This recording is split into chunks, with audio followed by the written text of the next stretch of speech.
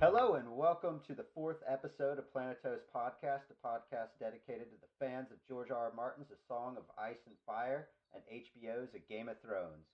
A warning for all you listeners out there, this podcast discusses all the material, including the books, Dunk and Egg, The World of Ice and Fire, the novellas, the upcoming Fire and Blood, and the sample chapters from Winds of Winter, as well as all the show episodes, commentary, bonus content, theories and essays and quotes and interviews by George, anything and everything.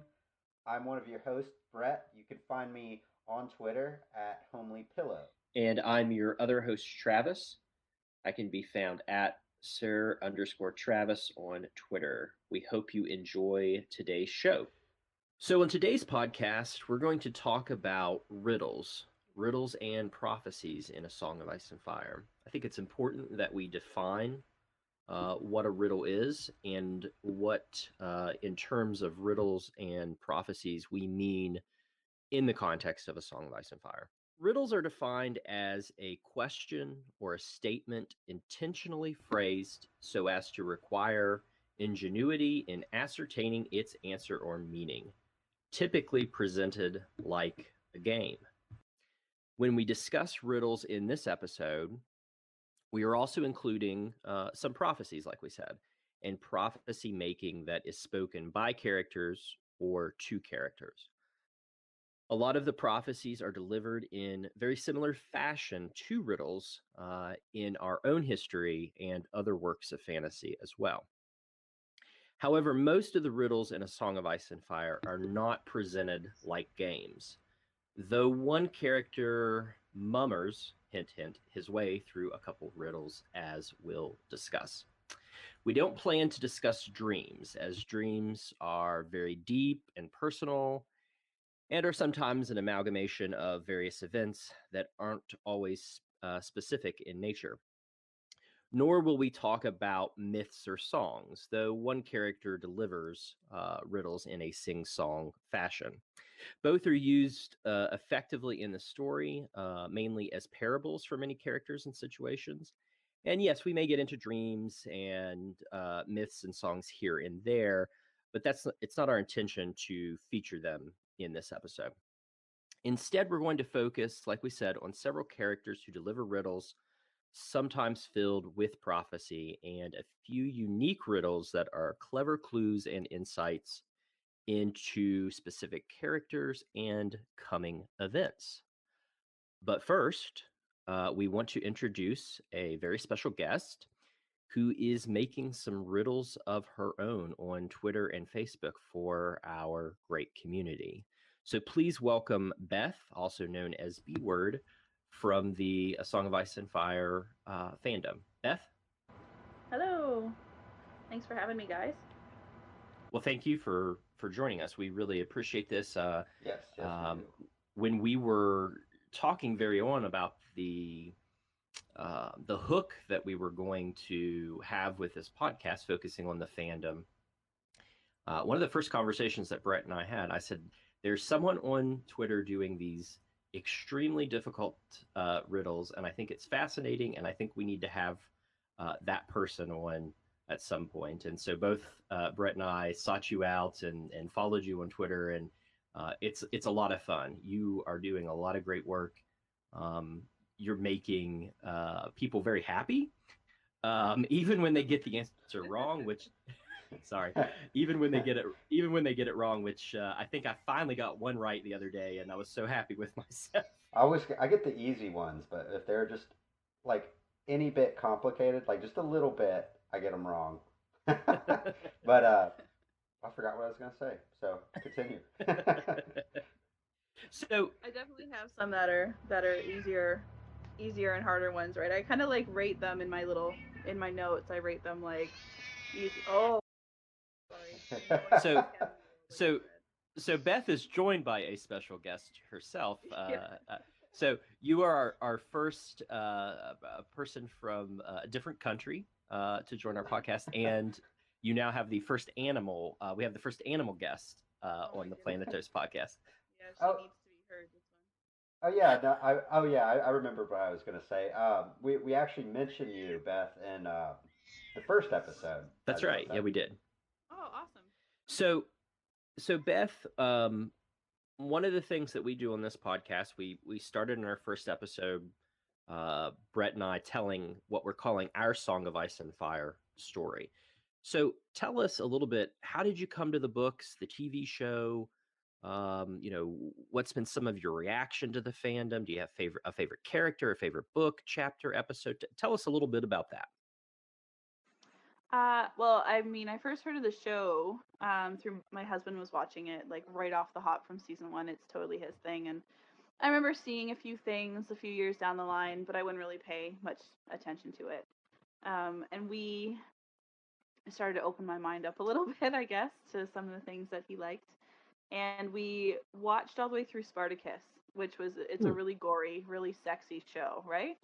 And I was like, I needed something to fill that void because it's so intense.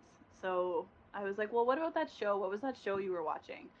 And he was like, oh, Game of Thrones, because I was like, something with a really gory wedding. I don't know, but yeah, that one. And he's like, oh yeah, Game of Thrones. So the first thing I asked him, because I'm a big wussy, is it scary? And he was like, oh, no, it's fine. So I'm like, okay, cool. So I put it on, and the very first scene is like this creepy kid with big blue eyes, and I was like, stop. This is scary. Like, what's wrong with you? And so he was like, no, put it back on. I'm calling him at work. He's like, put it back on. That's like the scariest you'll ever see in the show. You'll make it. So I put it back on and watched all the way through to season 3, which was the end then. And then, of course, I had to read the books. And ate those guys up. I hadn't quite finished them by the time season 4 came out. But I remember my husband was giving our daughter a bath. So I'm sitting on the couch reading the books, and it's like just at the beginning, I'm at the chapter where Robert and Ned just ride off from everybody and get away while they're still in the north. And they're chatting. And I look up, and I kind of like shout to my husband. I'm like, what if Lyanna is John's mom? And he's like, huh, yeah, it could be. So I was like, yeah, it could be. So I keep reading, and like a week later, I'm on Facebook, and I just see this thing about an Alt-Shift-X video about R plus L equals J. And I'm like, oh, I wonder what that is. So I watched that, and like literally from that moment, it was down the rabbit hole for me. Yeah, totally Great. Absorbed. That's the one thing about this, these books, the show, this fandom, that it can be like one little, and that's obviously a big thing, but it can be one little thing, a video, a poem, an essay. Like once it hooks you, and it does not let go. Exactly. Right down, like I said, like right down the rabbit hole. And it is like everybody probably within this fandom can name that one hook that sucked him in. And yeah. Stannis Baratheon. The one true king. The one true king. I actually don't think it was Stannis. I think it was Davos actually for me, but by way of Davos, I came to Stannis, and I think one of the first hooks that I had was listening to Brendan Beefish on History of Westeros, and they talked about the Battle of Ice, what Stannis might do, and I was like, holy crap. And then I jumped into the Stannis club and have not looked back. So do you have some a favorite character, a favorite scene, chapter, episode that you really like in Game of Thrones and A Song of Ice and Fire? I don't have a favorite character because I feel like they all have their ups and downs, and I feel like probably my favorites to read would be Davos and Jaime. I don't know if that makes them my favorite characters. I'm not rooting for them over another. Just I like to read them. I find they're well written, and Jaime's funny to read to me. Like his inner thoughts are just hilarious to me, and Stannis's as well. So hearing him through Davos or him through Jon are hilarious. Yeah. One of my favorite chapters is, I think, kind of one of those lost chapters to a lot of people. It's terribly sad, but I think it's got so much humor and beauty in it too. It's the chapter where Aemon dies. Oh yeah. Yeah, and I was lucky to, as a Patreon for Davos Fingers, I got to do the chapter summary for that on their podcast. Oh, nice. They read it. Yeah, I got to pick the chapter, and I did that one, and I mean, I love it. It's so beautiful, and it just speaks to I mean, everything that we love about life and fear about life and everything in between. So Yeah, it's a very, very sad moment. But that's cool because actually, in the latest Davos's Finger podcast, I heard them call your name out, and I actually thought, oh, I wonder if she has written a chapter summary at some point because I was looking at their Patreon tiers. So that's awesome. That's really awesome. Yeah, it's really cool. and it's also one of the big riddle chapters. The Sphinx is the riddle, not the Riddler. Yes, yes. Now don't actually that's not in this episode. So you may get to contribute something about. So I'm gonna later on we're gonna talk about these riddles, but I'm gonna turn it over to you guys at one point and talk about any riddles that we've missed or that you like in the fandom. So keeping with the riddle theme, you are making riddles on Twitter. Um, you've got the hashtag ASoIaF riddle. How'd that start? Um, I guess so. I'm an admin in two different Facebook groups. One of them is a show and book group, and the other one is a book only group. And the show and book group, someone started a thread on there, and it was like, "Oh, riddles," and I was like, "Okay, well, we'll see what these riddles were like." And realistically, here, A Song of Ice and Fire is riddles, and I have a brain for puzzles, so that was just kind of a natural fit for me, I guess. I fell into that thread, and I'm okay at answering them. I'm not great. I mean, half of mine, if I didn't know the answer, I probably wouldn't be able to answer them either. I feel so silly whenever someone shares one of theirs with me on Twitter, and I'm like, I don't know, because I write. But yeah, they just started off on there, and then I thought, well, I mean, why not just see if I can post them on Twitter and see what happens? So every now and again, every few months, my riddles on Twitter especially are book only. So in our book only group, I do um, riddle threads probably once every 2 months or so if I can, and yeah, just have fun. Great. And I assume the fan reaction has been very open and warm to them. I mean, it's fun. It's so fun, right? Yeah. Like, yeah.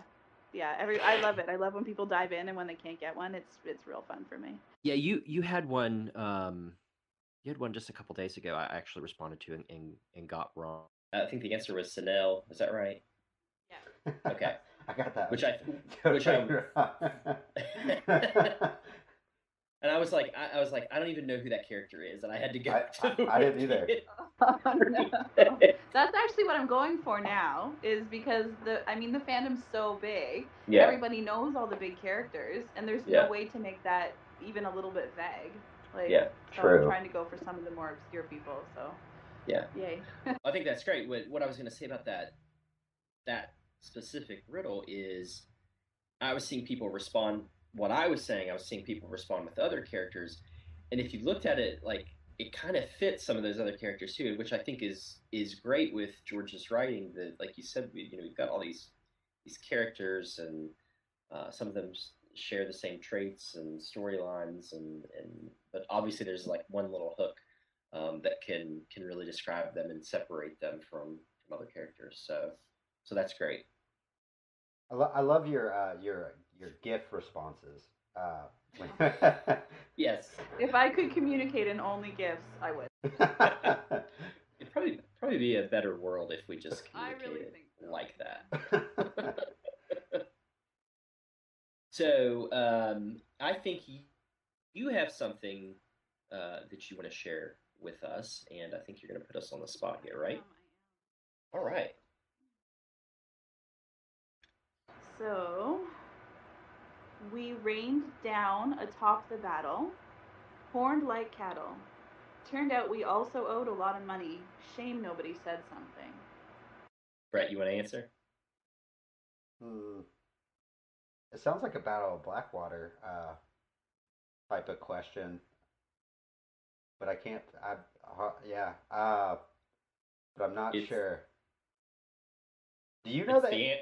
It's the Antlerman, right? Oh, It's wow. Yeah, okay. Right. That was a good one. I like that. Good job. Because when you first hear it, I immediately thought of like trebuchets, and then I was like, oh, okay, and then antlered like or horned like cows or whatever, and I was like, oh no. Oh, wow. Okay, yeah. Now when you put it that way, Yeah. Okay. The hardest part about making them is getting the rhymes. I'm telling you. Oh yeah, that is difficult. That is difficult. All right, well, thank you so much for sharing that and sharing your story. And I go ahead, Brett. Sorry. Oh, I could have swore you had said something to me about Brenda B. Fish trying to make a riddle for her, but I I guess do that not.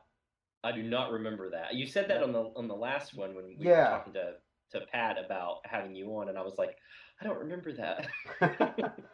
No, I did ask them a question like on Nauticast on their podcast, and they said that they can never get the riddles, which I guess is an honor in itself. But no, I don't think he can more than that. Though if he did, that would be pretty awesome. Yeah, he needs to write one. I want Matt too from Dabble's Fingers. I want Matt. Oh yeah, Matt would be good. Matt would be good. Oh yeah. But Yeah, for sure. Maybe I just imagined what I wanted to hear. If I dream it, it will come true. Yeah. So let's get started. We're going to talk first about. We're going to set some context. So we're going to talk about a couple famous riddles. So we've pulled one from history and our own world's history, and then we've pulled one from another fantasy work. And so I think that these riddles will help us understand how effective they can be in works of fiction and in history. And I think it's important to note that authors, when using riddles, they usually use them as an effective technique to break up prose and dialogue. So not only is it a clever technique to convey something, but it's a way to move on from descriptive language and dialogue. But they are really used as a tool to foreshadow and detail, aspects of a character, a place, or an event that an author really doesn't want to give away so easily. And I think that's interesting because that's usually what the riddle maker is doing in the riddle. They don't want to give away things so easily. So here are our two examples. Now, the first is from Oedipus Rex by Sophocles. And of course, that's a Greek tragedy from, I think, like 430 BC. And it's the very famous scene, the riddle of the Sphinx. So I think we all know this story of Oedipus. He's, literally the original motherfucker. I had to say that. So if you don't know the story, Thebes, a city in Greece, is being plagued by the Sphinx. And it's killed many of the rulers and citizens for incorrectly answering its riddle. So Oedipus is traveling the road to Delphi, and upon hearing that whoever solves the riddle will become king, he goes to Thebes. And when he answers the riddle correctly, the Sphinx is destroyed, and Oedipus takes the throne and the hand of the widowed queen, Jocasta, who, unbeknownst to Oedipus, is his mother. So here is the riddle of the Sphinx. Which creature in the morning goes on 4 legs, at midday on 2, and in the evening upon 3? And the more legs it has, the weaker it be. So you all have scripts in front of you, but you want to you want to tell me the answer? Well, I was gonna try to guess it. Oh, okay. Well, don't look at your script. Yeah, no. Well, I've heard it before, but you're gonna have to repeat that riddle real quick, just because I don't want to. All right. I can't remember it, and that makes me sad. All right. So next time we do riddles, I'm gonna. Next time I'm gonna leave the answer off. That's probably something I should do, especially if I'm going to pose it to which creature in the morning goes on 4 legs, at midday on 2, and in the evening upon 3, and the more legs it has, the weaker it be. I can't remember. I can't remember this. I Beth, know oh, sorry. Oh no, I was gonna say I know it's gonna make total sense once it's answered, but I've known it since I was like 5 because Okay. an Egyptologist there was an Egyptologist like. Oh, wow. Yeah, she loved everything Egypt. Man, the answer is man. Man, or woman, man or woman. I was gonna say that because that's what I thought. Because that's what I thought I remembered that correctly, but I don't know why. Well, 4 legs as a baby because we crawl. Okay. 2 legs in midlife because we walk, and then 3 because in later we need a cane. Yeah. Okay. I mean. And what's interesting about this riddle is not only does it describe like the actual answer, man or woman, it also describes the stages of life. So you're an infant, you're a man or a woman, an adult, and then you're elderly. I think it's also interesting that it's written in a way that the sun reflects the stages of life. You know, a sun rises in the morning, reaches its zenith in the middle of the afternoon, and then sets in the evening. So that, you know, also describes, and then obviously describes Oedipus himself in the story, because we follow his whole life. So I think that again shows that riddles aren't just a little game, you know, a clever little gimmick. There is deep meaning behind them, and they're used effectively by authors, even in ancient Greece. Actually, there's a second riddle of the Sphinx. Did you know? All right. No. It's less known. It's anyway. I have it here if you want me to read it. Yeah. Yes. Yeah. Totally. Once more. There are 2 sisters. One gives birth to the other, and she in turn gives birth to the first. Who are the sisters? I feel like I've read this, or so I had a not a whole semester, but I had a Greek mythology course in college, and I know there was a section we studied these type of riddles and stories. Man, this is going to be I know this is going to be like an easy answer. I think it's mother and daughter. Am I right? Close. 2 sisters. Got it. Huh? Yeah. Wait, what is that? I was gonna say, Travis, your daughter's not old enough to be watching My Little Pony yet, but if she was, you would have got it. Wait, that's great. So it was just 2 sisters? Sisters. That was. Yeah. Night and day. Night and day. 2 sisters. Oh, okay. Nice. So All right. You were about to way overanalyze it, Travis. I really was. And what's interesting is when we get to this next riddle, the way Brett just answered it is the way a character in another book answers and gets the riddle correct. So before we move on, we want to point out that there are sphinxes in A Song of Ice and Fire. There are actually 2 statues, 2 sphinxes that flank the entrance to the Citadel.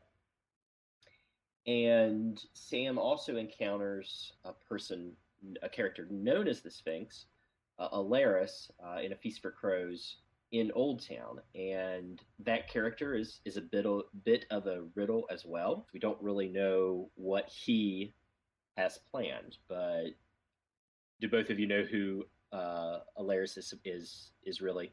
Well, yeah. Sorella Sand. One of the sand snakes. And the interesting thing with that too, I actually think there may be sphinxes outside of the small council chamber as well. And you're right, there is. Yep, you are right. So they always kind of hold a secret in the universe, but also sphinxes, like dragons in the story, are essentially genderless, right? They can be either. Right. So Alaris or Sorella is the same. Huh. She can be either.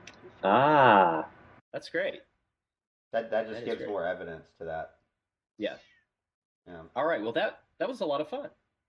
I was afraid I was going to just be reading a lot, but you guys are good. I'm Well, that's what we need. This is a podcast. We're supposed to be chatty, right? All right. So the next one that we want to talk about is from The Hobbit by J.R.R. Tolkien, and obviously Tolkien's writing is a huge influence on George and all of fantasy. But this comes from a chapter called Riddles in the Dark, and it's when we first meet the creature Gollum in the story. So I'm going to set up what's happening so you'll know the context. So, of course, the protagonist in The Hobbit is, of course, Bilbo Baggins.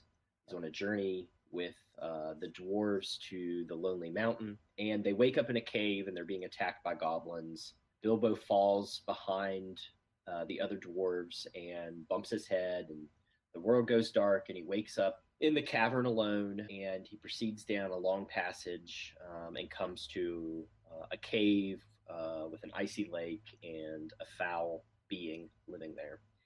And so Bilbo famously finds a ring on the shore, and then the creature Gollum comes to him. So they engage in a battle of wits, a game of riddles. And Bilbo holds Gollum off with one of the elven blades that glows in the dark. So now, unbeknownst to Bilbo, Gollum's plan is if Bilbo loses, he gets to eat him, because Gollum only gets to eat, old fish living in this dark lake, and goblins when they happen to make their way into his clutches. That sounds like a nice now, Bill, dinner. Yes, nice meal. a plump, juicy hobbit would be a nice dinner.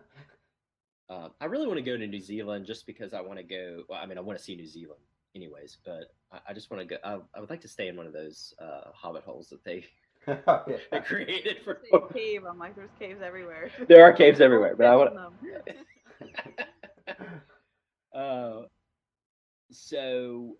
And of course, Bilbo gets Gollum to agree that if Bilbo wins, that Gollum has to show him out of the way out of the cave. So again, there are a lot of riddles said back and forth, but the most famous one and the most important to the story is this one. This thing all things devours, birds, beasts, trees, flowers. Gnaws iron, bites steel, grinds hard stones to meal, slays king, ruins town, and beats high mountain down. Ooh. Repeat that one. All right. So this is obviously Gollum talking to Bilbo, and he says, "This thing all things devours, birds, beasts, trees, flowers. Gnaws iron, bites steel, grinds hard stones to meal. Slays king, ruins town, and beats high mountain down."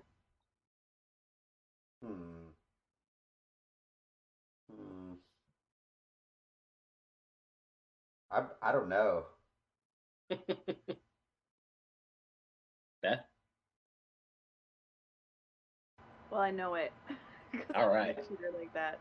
So I'll let Brett riddle it out. No, I actually asked my husband, I'm like, oh, I need your Hobbit book. I need to read that chapter for the podcast. And he's like, oh, okay, for what? And I'm like, I don't know, riddles or something in the book. And he goes, oh, the blank riddle. And I was like, okay, I guess so. I guess that's the one. So, yeah, spoiler. Is it Is it just Sauron? Is it what? Sauron? No, but we're going to talk about that because I think there's something interesting with the answer and with the description of the riddle. Brett, you're taking a lot of time. Yes. Just all right. Go ahead and tell me. I don't think I'll get this one. The answer is time. Oh, okay. Time. Wow, you did tell me. So, what's funny is Bilbo yells out, "Time, time, please, time," and Gollum thinks he answers it. So, like you did in the last one. Oh, wow. Bilbo really doesn't answer it, and of course, it drives Gollum crazy. But the answer is time, and go back and read the riddle. Time wears down everything. Yeah. So what's interesting here is that The answer itself is what Bilbo gets after he finds the ring. So if you've read Lord of the Rings or you've seen the movies, at the beginning, Bilbo is celebrating his 111th birthday, and he's now the oldest living or the oldest ever living hobbit or a very, very, very old hobbit. And the ring itself has extended his life, which we come to find out did the same thing for Gollum, because Gollum is a very, very, very ancient hobbit that found the ring of power. So he answers time and he gets more time. But the Ring of Power is also something that, like you said, Brett, if it was in the Dark Lord Sauron's hands, he would wear everything down. He would destroy mountains. He would level the world. He would defeat kings, all of that. So I think it's just an interesting meaning that, again, these riddles can have. Just a quick side note, I just found this kind of fascinating. So Tolkien, when he created The Hobbit, he did it as a bedtime story for his children. He really didn't have a plan, this huge plan for the series.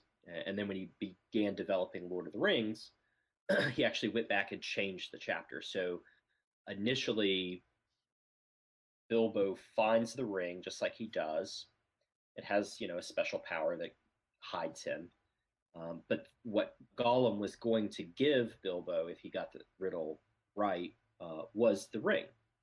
And of course, when he goes back and he changes it, Tolkien says, okay, this ring is important. I need to go back and change this. And he makes it obviously something that Gollum lusts for. It's powerful. It's a weapon. And so he changed that. So I just think that's pretty cool. Yeah, that's really cool. That's cool that he was like just making stories up for his kids, like writing a book for his kids. That's pretty awesome. Yep. I felt like the Ice Dragon read that way. Not that George has kids, but yeah, I feel like it reads the same way, right? Absolutely. Yes. I am. So we obviously read every night to Claire, and I really want to read the Ice Dragon to her, which I know I could. She's 7 months old, but I know we have yeah, still a little.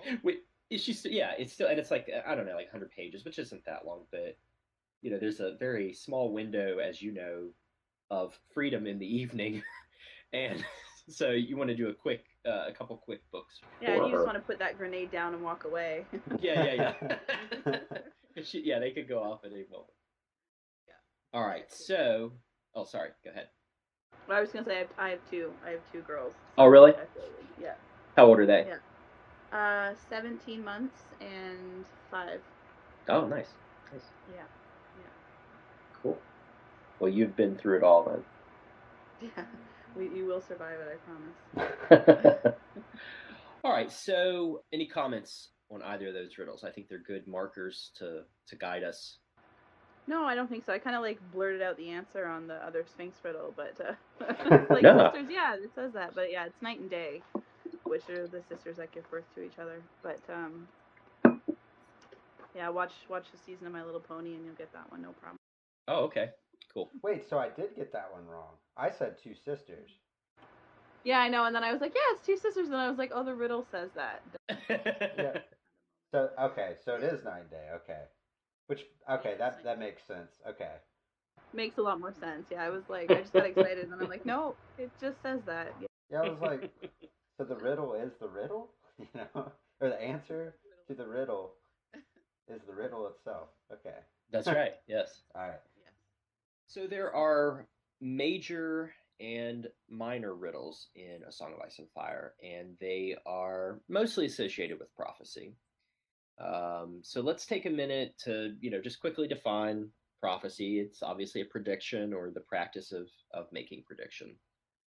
Additionally, we need to understand the implication of prophecy. So first, there is the literal meaning of the prophecy or the answer to the riddle. Second, you have to always consider who is saying the prophecy or riddle and who it's being said to or about. And then finally, the third point is, how do the characters react to the prophecy or riddle? So, two famous characters are Daenerys and Cersei, and their reactions tell you a lot about their characters, but also how the prophecy or the riddles affect them. So, we're going to talk a little bit more about Daenerys, but she gets a lot of prophecy thrown her way by many different characters. And it's pretty interesting to me that she has a pretty clear vision in her mind of what she's doing and where she's going. And so prophecy is always kind of a secondary motivator to her. She thinks about it a lot. She is constantly thinking, is this one of the people that's going to betray me? Is this one of the fires I have to light? All of that, but it doesn't guide her. Whereas Cersei, who was either irrational and paranoid to begin with, or because of Maggie the Frog's prophecy, drove her to be irrational and paranoid. The prophecy, the riddle, really shaped and consumed her, and really drove her disdain and hatred for Tyrion. So, keep those in mind. How it affects the character who's saying it, and then what the meaning is. So our first example is going to be Varys, the Master of Whispers, the Spy Master, the Spider. Varys, a very intriguing characters, and he delivers a really famous riddle in A Clash of Kings, and of course it's delivered with much panache and deep meaning from the eunuch. And so here's how it goes, and this is from Tyrion 1 in A Clash of Kings. So let's set the context of the chapters. So obviously Tyrion has come to the Red Keep. He's now the acting hand of the king, sent by his Lord Father. And after a long day of battling with the small council and his sister, he returns to an inn in King's Landing where Shae is being hidden. And he finds her with Lord Varys. Obviously, Tyrion is a little frightened that Varys has figured this out, but they talk, and Varys says that he is leaving. But before he goes, he tells Tyrion a riddle. So here's the scene. I will leave you, Varys rose. I know how weary you must be. I only wish to welcome you, my lord, and tell you how very pleased I am by your arrival. We have dire need of you on the council. Have you seen the comet? I'm short, not blind, Tyrion said. Out on the King's Road, it had seemed to cover half the sky, outshining the crescent moon. In the streets, they call it the Red Messenger, Varys said. They say it comes as a herald before a king to warn of fire and blood to follow. The eunuch rubbed his powdered hands together. May I leave you with a bit of a riddle, Lord Tyrion? He did not wait for an answer. In a room sit three great men, a king, a priest, and a rich man with his gold. Before them stands a sellsword, a little man of common birth and no great mind. Each of the great ones bids him slay the other two. Do it, says the king, for I am your lawful ruler. Do it, says the priest, for I command you in the name of the gods. Do it, says the rich man, and all this gold shall be yours. So tell me, who lives and who dies? Bowing deeply, the eunuch hurried from the common room on soft, slippered feet. When he was gone, Chella gave a snort, and Shae wrinkled up her pretty face. The rich man lives, doesn't he? Tyrion sipped at his wine, thoughtful. Perhaps, or not. That would depend on the sellsword, it seems. He set down his cup. Come, let's go upstairs. So Tyrion's initial answer to Varys' riddle is that it depends on the sellsword. What does that man want or need? What are his desires? The sellsword has the power to decide who lives and who dies. And of course, Shae answered the rich man, and obviously that tells us a lot about her character, her bias, and foreshadows her future. But think a little bit about the context here. Varys has just talked about the red comet and how people are interpreting it to mean a certain thing. And we know from the other chapters, whether it be Melisandre or Daenerys, Osha, the wildling, talking to Bran and Rickon, other people look at the comet and they think it foretells something else. So the point is that Varys may be making a comment about the red comet as a comment on interpretation. Every person has the ability to give an answer. So real quickly, let's jump to Tyrion 2 in A Clash of Kings, and this is when Varys and Tyrion come back together, and Tyrion gives an answer to the riddle. So Tyrion has just dealt with Janos Slynt, thankfully sent to the wall and then beheaded. And I absolutely love that Jon beheads him, and then Stannis just kind of nods and approves. Like walks off. Perfection. Perfection. So shortly after Janos Slynt is removed from office, Varys enters the room, and he and Tyrion discuss what has just transpired, as well as many other issues. Now the conversation turns to Varys's motivations and why the spider is being so helpful.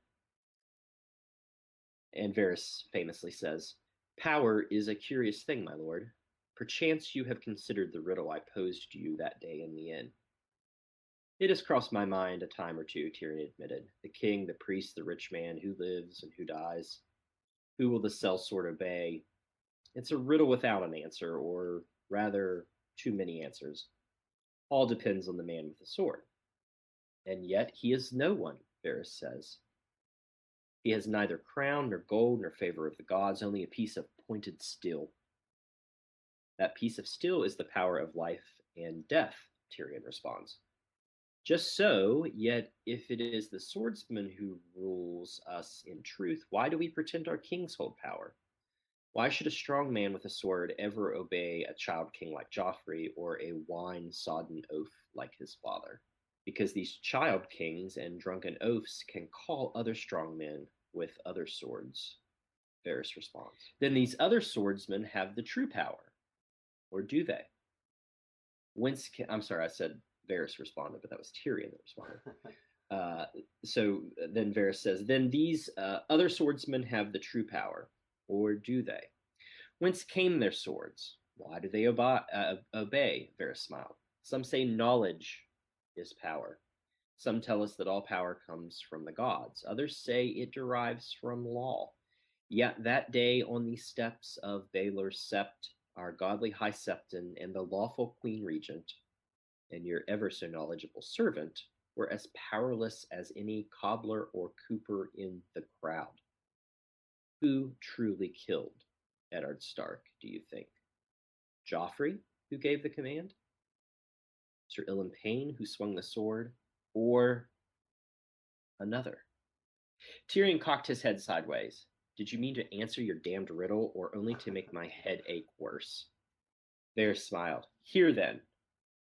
Power resides where men believe it resides, no more and no less." "So power is a mummer's trick," Tyrion responds.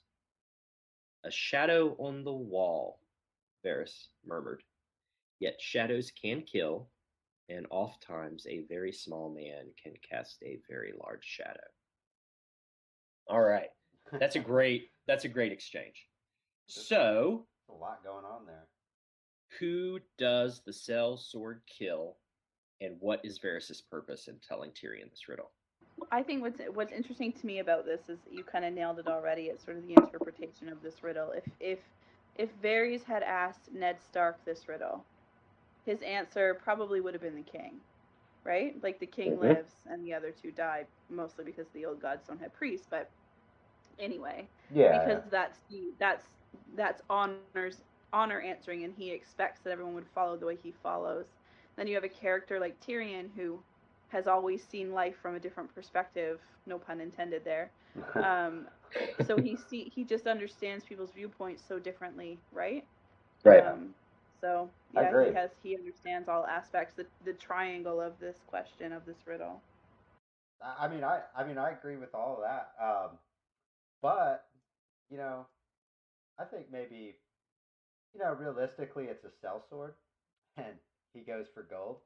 So I don't see like a super, like a really religious sellsword. I mean, I'm sure they exist, but Mm-hmm. If we're taking a common sellsword, oh, he's going to choose the gold every time. Yeah. So there can be an answer. Littlefinger. That exactly. So does Varys have a purpose in telling Tyrion this riddle? Yeah, I think that's probably the startings of the Vagon stuff. I think he's trying to make Tyrion more suspicious and more aware of what's happening around him. Yeah. Varys has been in King's Landing for a long time. He's outlived most of the people who have been there as long as him. I think that's his way of sort of giving a heads up without giving a heads up. Right. Without being super direct about it. Right. So Brett, I wanna jump off of something you just said. Okay. So Beefish and Poor Quentin had this discussion in one of the Catelyn chapters when Catelyn comes to King's Landing and she meets with Varys and Littlefinger. So here's how they describe Varys and Littlefinger. We don't know Varys's motivation, but we find out his goal. Okay, so his goal is, you can see in Arya's chapter in A Game of Thrones when she's overhearing who she doesn't know, but we suspect, I think very well, is Varys and Illyrio talking about their plans for an eventual invasion and keeping the lion and the wolf at each other's throat, weakening the realm, all of that. And then obviously, when Tyrion is sent to Illyrio after a storm of swords, and then in that amazing chapter, A Dance with Dragons epilogue, when Varys kills Kevin Lannister. But we don't know his motivation. We don't know why he's doing this. We come to find out he wants a Targaryen back on the throne, or he wants a Bright Flame or a Blackfire back on the throne. There's obviously that, but that could be the root of his motivation. So he's either a Targaryen loyalist, he served the Mad King, he wants to see them return to power. Maybe he actually thinks that a Targaryen is the rightful ruler or would be a better ruler than what's currently available. Or he, as many in the fandom believe, he has some personal motivation, either being a descendant of the Bright Flames or the Blackfires, and that's why he has Aegon or Aegon, however you believe he is. What's interesting about Littlefinger, though, is we don't know Littlefinger's goal. Okay, we know his motivations, though. He wants to be rich. He wants to have power. He wants to sow chaos. But what's his goal? Now, the show answers this.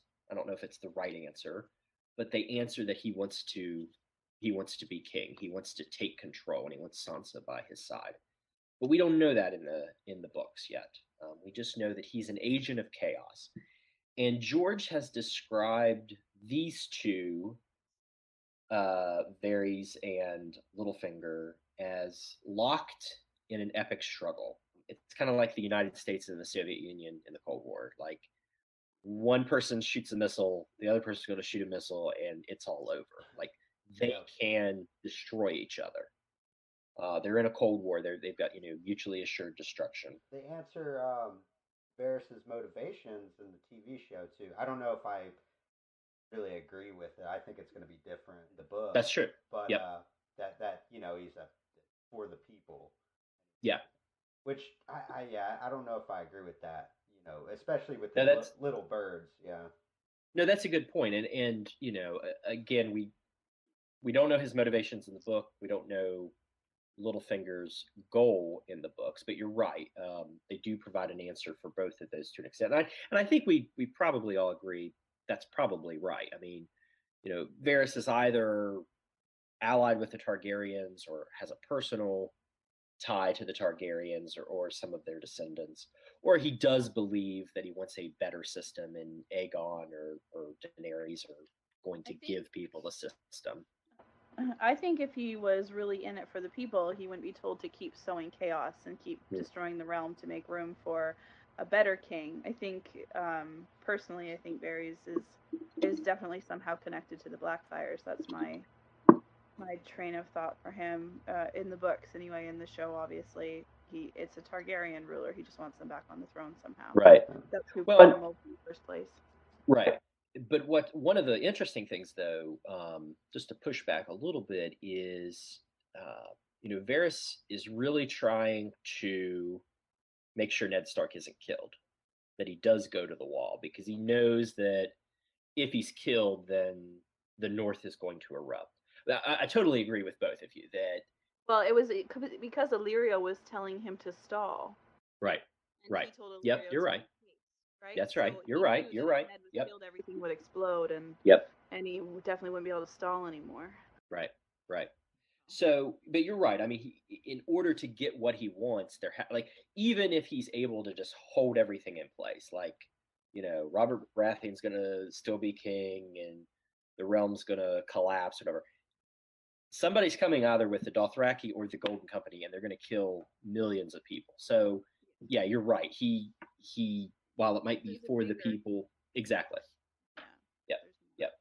Yep. But Littlefinger, I have no idea. In fact, that's probably one of the things about A Song of Ice and Fire that keeps me up at night is Right. what the heck is going on with Littlefinger? Right. So, we agree that there can be many answers to Varys's riddle, and we're trying to figure out Varys's purpose in what he says. But let's keep on this track of it's really Varys versus Littlefinger. So I want to jump back real quick to Eddard 7 in A Game of Thrones, and I want to read this quick synopsis and their exchange, because I think it really clues in on what Varys is trying to do to these two hands of the king. Varys has entered the hand chambers, and he's concealed in a disguise. He tells Ned about the plot to kill King Robert. Varys confesses that he doesn't trust Ned, but he understands now. He tells Ned that the Red Keep shelters two types of people: those who care for the realm and those who care only for themselves. He details all the players and their various allegiances. It ends with Ned asking how Jon Arryn died, and Varys tells him the tears of Lys, and that he implored Lord Arryn to use a taster. Who would do such a thing, Ned wonders. Again, Varys says there are many, but points Ned toward one in particular with this exchange. Lord Arryn was a kindly man, trusting man. The eunuch sighed. There was one boy. All he was he owed to Jon Arryn. But when the widow fled to the Eyrie with her household, he stayed in King's Landing and prospered. It always gladdens my heart to see the young rise in the world. The whip was his voice again, every word a stroke. He must have cut a gallant figure in the tourney, him in his bright new armor with those crescent moons on his cloak. A pity he died so untimely, before you could talk to him. Ned felt half poisoned himself. The squire, he said. Sir Hugh. Think about what Varys says about the person who poisoned Jon Arryn. So we know who poisoned Jon Arryn, right? Yeah. We come to find out. Yeah. So technically, and that's not necessarily a riddle, but it's kind of said in a very enigmatic way. Sir Hugh is right, correct? I mean, that describes him. That describes his circumstances, serving Lord Arryn and rising up and all of that. Who else does it describe? I like that. Littlefinger. The first Yep. part is Littlefinger. Yep. Yep. So what's interesting here? Sorry. Sorry, I just said Lord Arryn brought him up from nothing. Right. Right. He gave him a position in the Vale at Lysa Arryn's or at Lysa's bidding, and then brought him to King's Landing. And again, we know Varys and Littlefinger are locked in a stalemate, and we know that neither of them can say much about each other. What's interesting is the exchanges that Littlefinger have with Ned and Tyrion try to get them to look at Varys. And so both of these characters are pointing towards each other. And of course, poor Ned gets it wrong, as usual. But it isn't straightforward with Varys. Again, it's this subtle hint, and the same thing can be said in the exchange we read earlier, that he specifically says, some say knowledge is power. Who says that? Who uses that as a tag for themselves? Littlefinger, obviously. But power resides where men believe it resides. A shadow on the wall, yet shadows can kill, and oftentimes a very small man can cast a very large shadow. Well, that can describe Littlefinger as well. And again, like you said, Beth, Varys' purpose is to get Ned and Tyrion thinking. He can't explicitly say, "Jesus, look at Littlefinger! Someone, please arrest him right now," because Littlefinger knows so much about him. But I just think that's really fascinating that those two characters are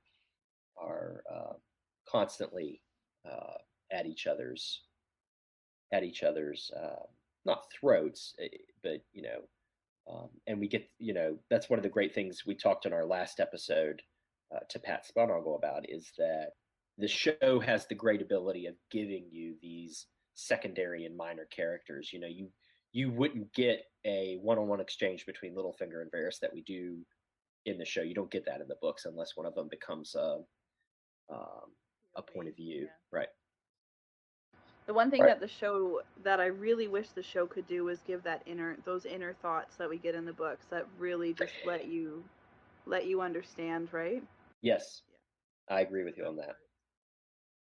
Especially when Kit Harington and Daenerys are so stone faced. Yeah. Yeah, you'd love to know what's happening, in their thoughts for sure. In the scene in her throne room, especially, right when they're first meeting. Yeah, yeah. Monologue there would be the best. I love that look on John's face, that he's just like, he's just coming across the floor, and he's just seeing this silver-haired, white-haired queen perched on her throne. That's a pretty good scene. But you're right. When Theon comes up and starts talking to him about being not being a Stark and not being a Greyjoy and everything in between, I'd love to hear John's thoughts there too. I mean, just so right. Oh yeah. Maybe one day. Alfie Allen is actually a really good actor. Like, he does favorite. A remarkable job as Theon. I actually think he's probably the best on the show. Yeah, I agree with you.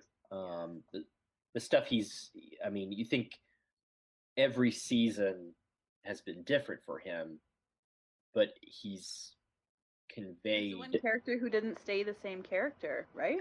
He had to be more than Greyjoy.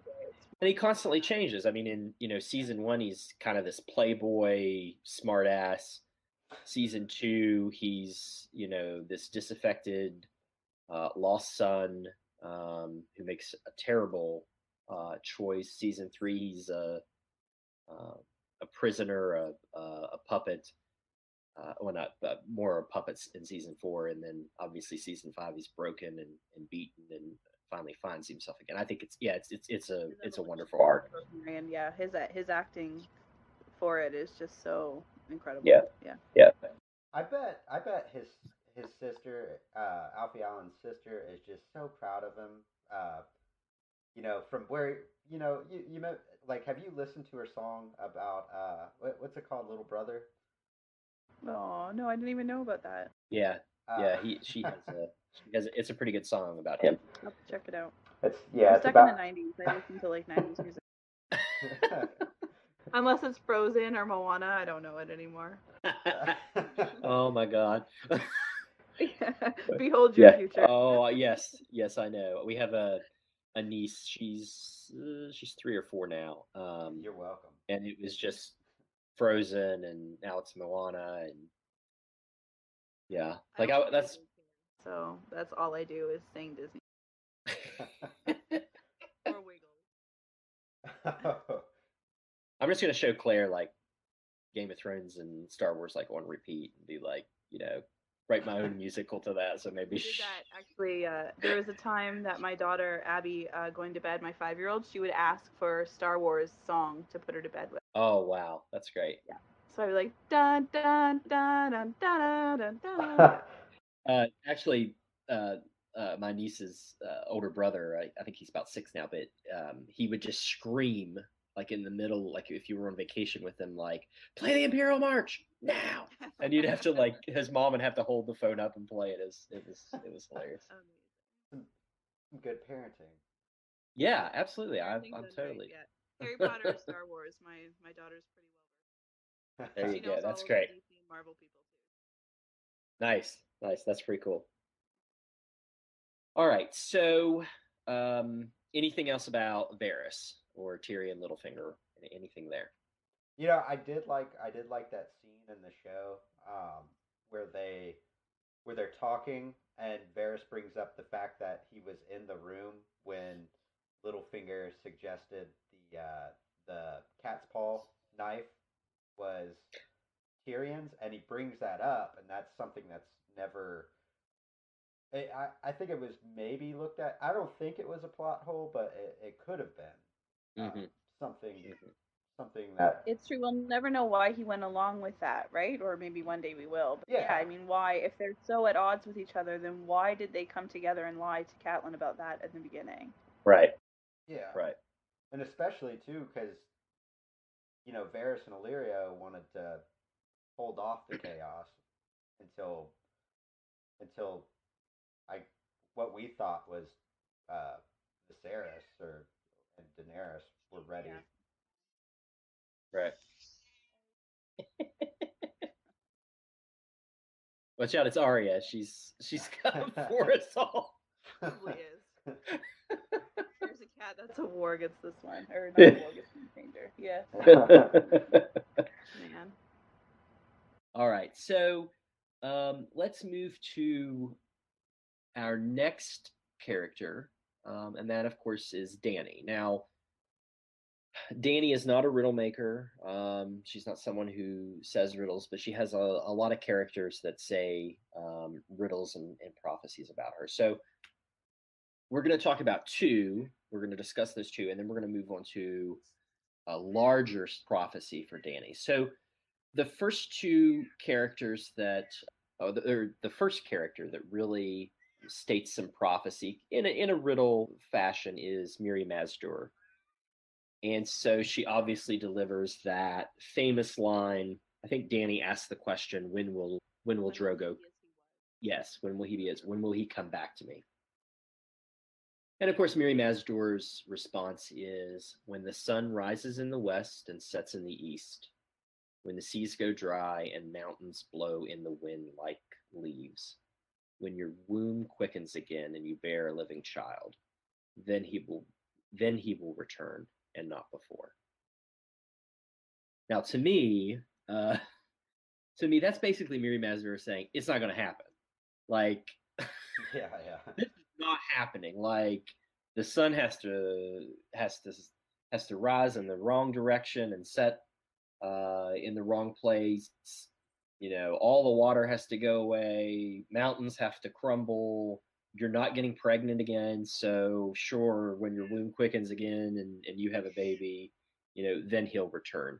But as the story progresses, there's a lot of what we think are answers to some parts of this riddle. So, do you think? Do we think that Miri Mazdur had some sort of prophetic way of saying this to Dany, or is it the fact that fate, if you will, steps in and creates these circumstances for Dany? What do you all think about Miri Mazdur and what she says to Dany?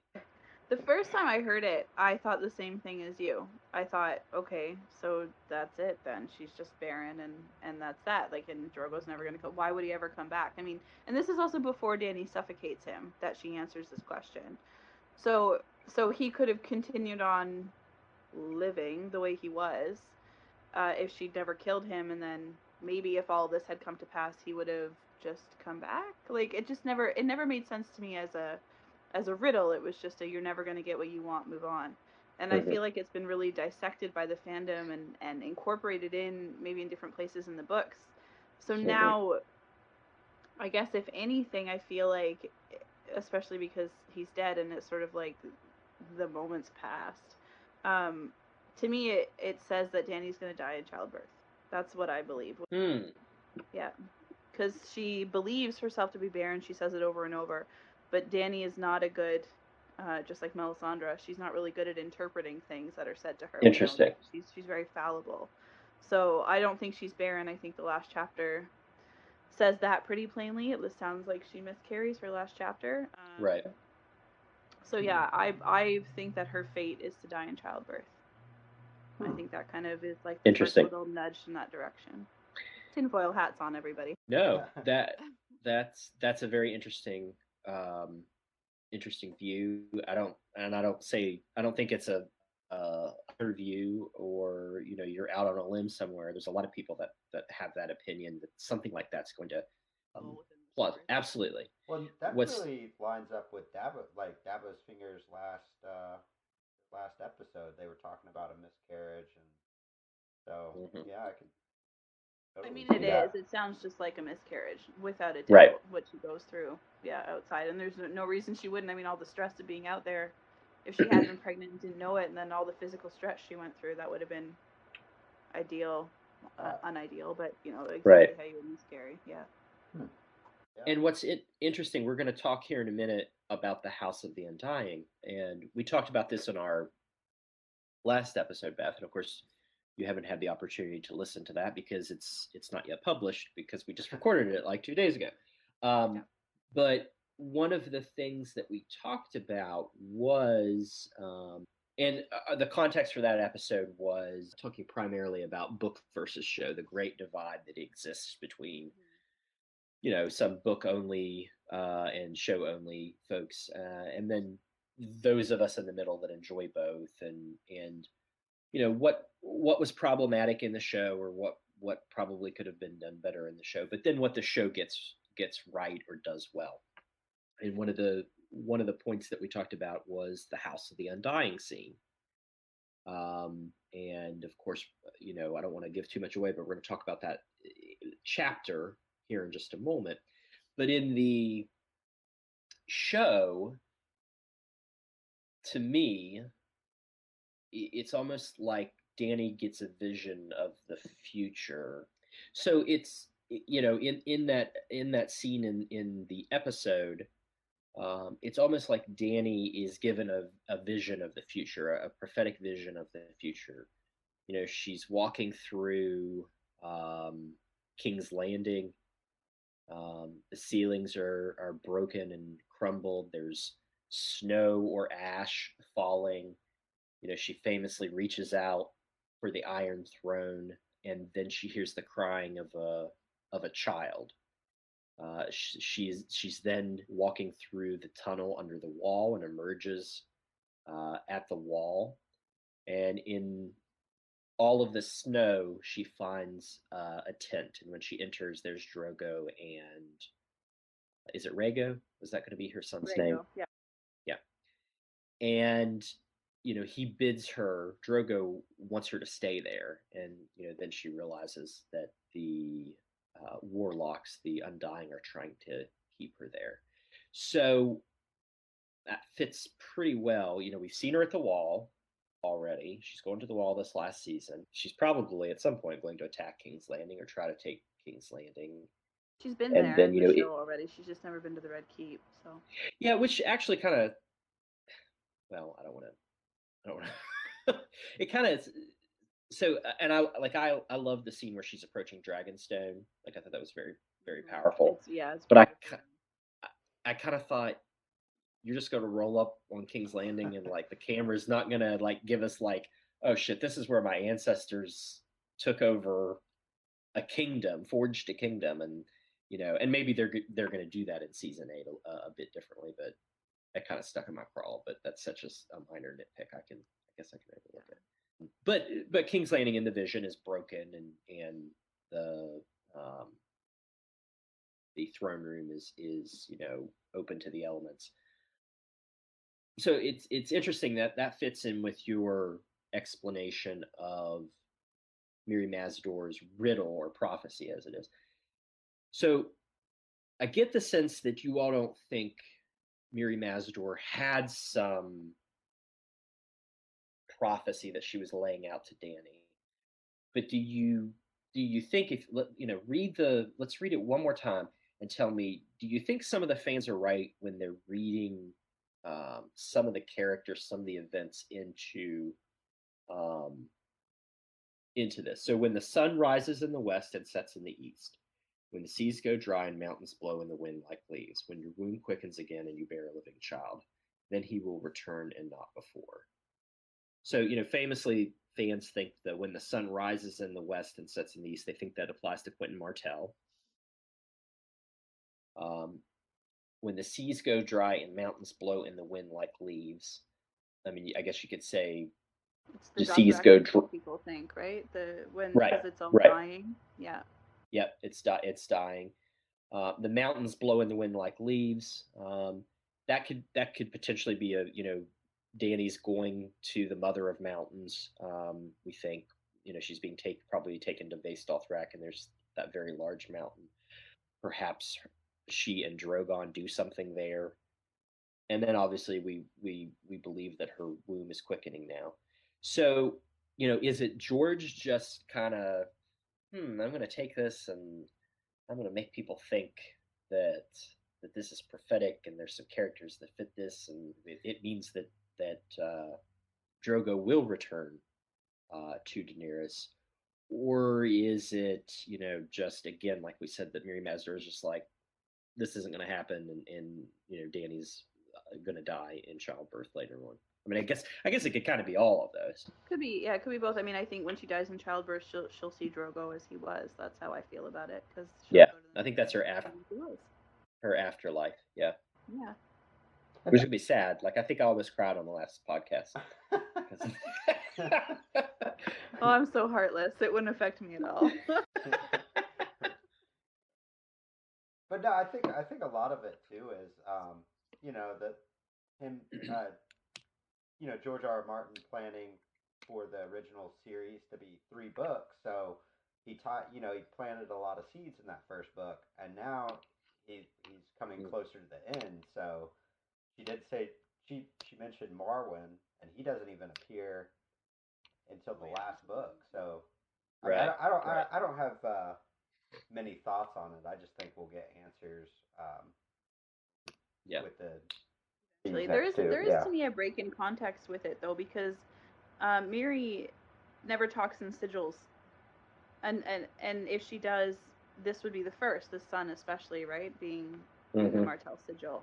Yeah. Right. If she's never done that at any point, how would she know Westerosi sigils? And I mean, that's prophecy will bite your prick off every time, but so you never really know. It could be dual meaning, or it could not be. Who knows?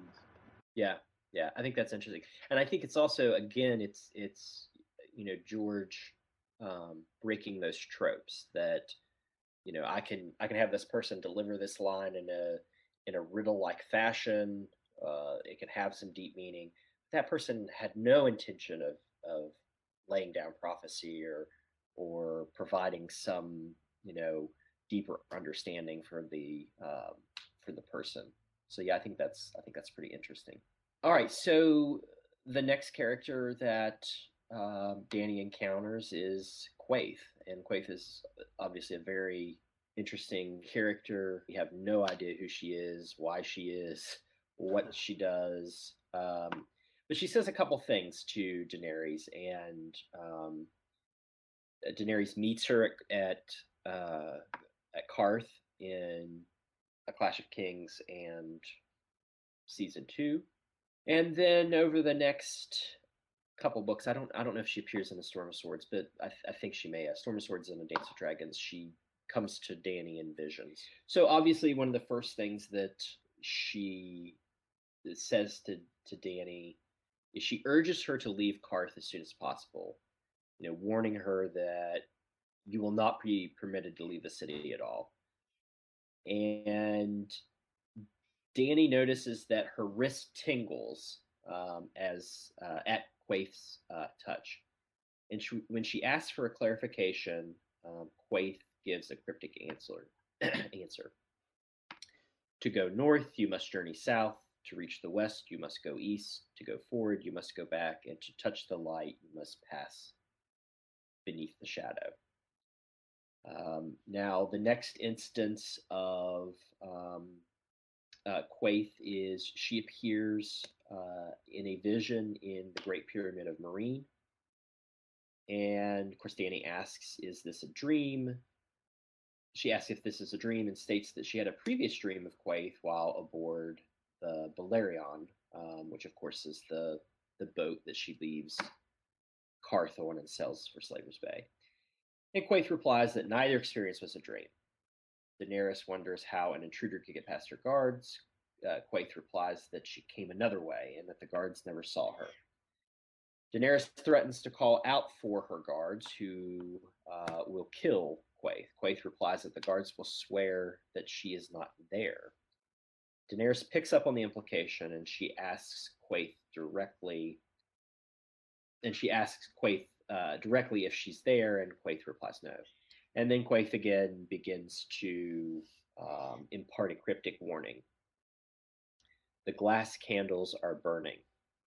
Soon comes the pale mare, and after her the others.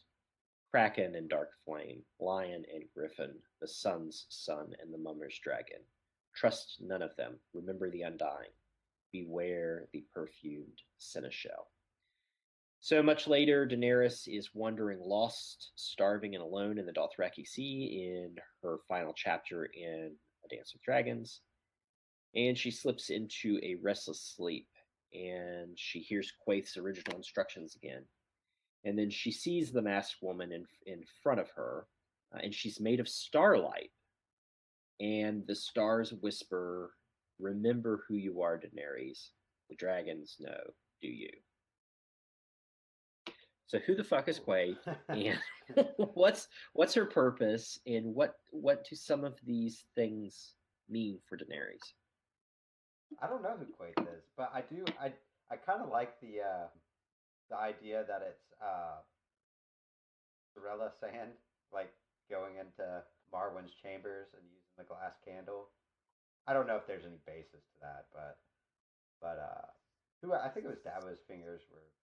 I think it was them talking about that. They were just throwing stuff, Yeah. some ideas around, but I don't. What does the to go north you must journey south. To reach the west you must go east. To go forward you must go back. To touch the light you must pass beneath the shadow. What does that mean? I don't know. Like I don't know. I've thought about it, but I think it just I think it just means she needs to. She's probably going to have to go back to Asshai at some point. I would think. I'm out of my element with that one.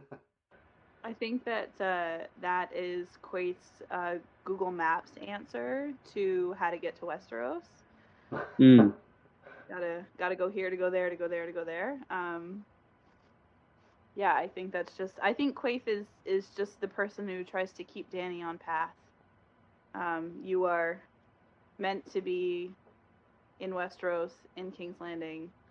That's where you're meant to be, and I'm going to help you get there. That's Quaithe. Whether I like the star references, all the star references. I like the Ashara Dane ideas that are out there with her. Every time she's mentioned, it has to do with stars. Right. Every time. Yeah. Which is interesting. But it does make me wonder why that would matter, because Ashara Dane had never known Dany, and Quaithe's relationship with her seems more personal than that. I was going to ask you, Beth. Do you have an idea of who Quaithe is? Yeah, Radio Westeros did one talking about her possibly being Dany's mom, Rhaella, because of her sort of personal connections and conversations with Dany. In the last chapter, Remember Who You Are, it almost seems like she's crying. I think they say like I don't know if they say tears, something with wet anyway. So there's that, and like I said, or the star references make me think of a Dane, but again, like why would that be relevant to Daenerys, who's a full-blood Targaryen, unless other tinfoil things could come through? But that's not where I go with that. Right. So I don't know. Those are my two best guesses, though. or who she Yeah, I is. think She you're. definitely speaks the common tongue and speaks in sigils, so we know she's from Westeros.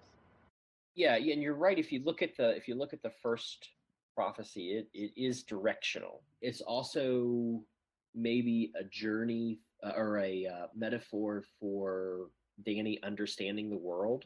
That in order to understand north, you have to know south. In order to go west, you got to know east. That's what I was trying to say when I my train wreck of an explanation, Yeah. but To go, and to go forward, you must go back. I mean, you have to, and you have to know the difference between light and shadow. Like, it's again, as we've talked about these riddles on this episode, there's a literal meaning, there's a deeper meaning. It depends on who Quaith is. It depends on who Danny is. It depends on Danny's purpose, her fate, her destiny, if you will. Um, but if you follow it directionally, um, she's going north at one time, and then she turns south, and she's going west toward Westeros when she leaves Karth, and then she goes back east to Slaver's Bay, or to Karth, however you want to put that. Direction for physical, but it's like you have to achieve all these places or reach all these places to unlock who you are, your best self, to be who Yes, you're supposed to be when you yes, get yes, to Westeros, right? yes. That's what I was just gonna say. To go forward, you must go back. Because the show gave us the season 6 arc where Daenerys goes back to Vaesthoth-Rak and she reclaims her title of Khaleesi. She's abandoned it, not really abandoned it, but she's chosen to become queen of Meereen, and she takes the Dothraki for herself. She, scoops them up, and now they're part of her army. And so, to go forward, you must go back. You've got to go back to the beginning of your story. You didn't, Exactly. you Yeah. you didn't achieve that level. You didn't, Yeah. you You didn't unlock the didn't. level yet. You got it. Yeah, you didn't unlock the level. You didn't. Yeah. You didn't get the golden fleece on that one journey. So you got to go back and you got to get it. I do think it's interesting, like you said, Brett, that there are a lot of people who think that she will either go to a shy or she'll be given some knowledge from a shy. I mean, George kind of famously says that we won't see a shy physically in the books. yeah. You'll either get a vision of it or you'll get an understanding of it from Melisandre. He said He flashbacks. You'll see it in flashbacks. Yes, and that doesn't. And I don't think he's specific. I said well probably, and it in all likelihood it probably is Melisandre that we get that through. But it's possible that Danny begins to get visions, or even Quaith begins to tell her. I don't know. But I do think that that's interesting. The light and the shadow, and we know shadows are very important in a shy and that area. And maybe with the glass candles, maybe it can go both ways. I mean, we know nothing about them. Maybe Right. Quaith can show Danny something on her end if they connect that way. We know nothing, but definitely. Yeah, because as she says to Danny, "I am here," but she also says, "Your guards will not see me. They will not know that I'm here." So she has to be somewhere communicating with Danny, whether that's the Citadel or somewhere in a shy, or she's still in Karth. Who knows? So the second one that we already read, where the glass candles are burning, soon comes the pale mare, and after her the others, Kraken and Dark Flame, Lion and Griffin, the Sun's Son, and the Mummer's Dragon. Trust none of them. Remember the Undying. Beware the perfume, Seneschal. A lot of that seems pretty straightforward. I mean, you can apply certain people or certain events or certain places to those. There's got to be some cryptic undertones there. What do you think the purpose in that warning to Danny is? Everybody wants a piece of her. That's what I think. Everybody wants a piece of her. I like that. That's good. Yeah. That makes it. I mean, that's probably what it is actually. Everybody's trying to come to her. Yeah. Who do you think the perfume Sunny Shell is? Well, that is it could be Varys, right? Tyrion, he comes on a does he come on a boat? The ship that What's he's the on with Phagon is the Salasori Quran or something like that, and it translates to fragrance Perfume. steward. Right? Yes. Okay. Yep. I knew there was something with Tyrion. She thinks it's Resnek. Right. Right. I think here we do believe Quentin is the sun's son. I mean, it's spelled S-U-N, son, S-O-N. Mummer's dragon, that's probably Phagon. Kraken, Victarion, or Euron in the future. Lion, the Lannisters or Tyrion himself. Griffin, John Connington. Who's the Dark Flame? I've never really. Okay. Yep. Yep. Yep. Okay. The Pell Mare, obviously, that's the plague that's hitting Marine, and then after her, the others. That's not capitalized there, so.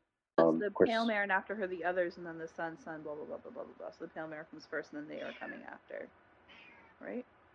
Mm-hmm. Yeah. No, you're right. It's written that way. I'm just trying to think, like, is that more plague or more people coming to Marine? Yeah. Yeah, they kind of come into order there because Kraken and Darkflame, they would be together. Now, Lion and Griffin together, does that mean Tyrion and John Connington were together at once and now they're not? They were together on their way to see her at the point that this came from. Yeah. But now the Sun's son and the Mummer's dragon, those two are not together. So that's Well, that kind of makes more sense in the fact that there's a lot of people speculating that Ariane is gonna join up with Phagon, and yeah, and then probably but she's Doran's son, but yeah, and then Doran's probably gonna get the news at one point that Quentin got roasted, so and join up with that could be an allusion to House Martell siding with Aegon. Yeah, that's a good point. Yeah, so I think that's pretty interesting. That's again, a lot of deep meaning in this stuff. Okay, so our next section, our final section on Daenerys is obviously the House of the Undying, which is a famous chapter in the books. A lot of imagery, a lot of visions, prophecy here. We're not going to talk specifically about all the stuff she sees, but she sees a number of things. She's given visions of the future, of the present, of the past. She encounters characters that we think we know who they are, or images that are metaphors for what's happening in Westeros. Just gets this amazing amazing chapter in A Clash of Kings. But the important part is when Dany reaches the Undying Chamber, she can barely hear them. Their voices is like a whisper, and they call her and they tell her this prophecy: 3 fires must you light, one for life and one for death and one to love. 3 mounts must you ride, one to bed and one to dread and one to love.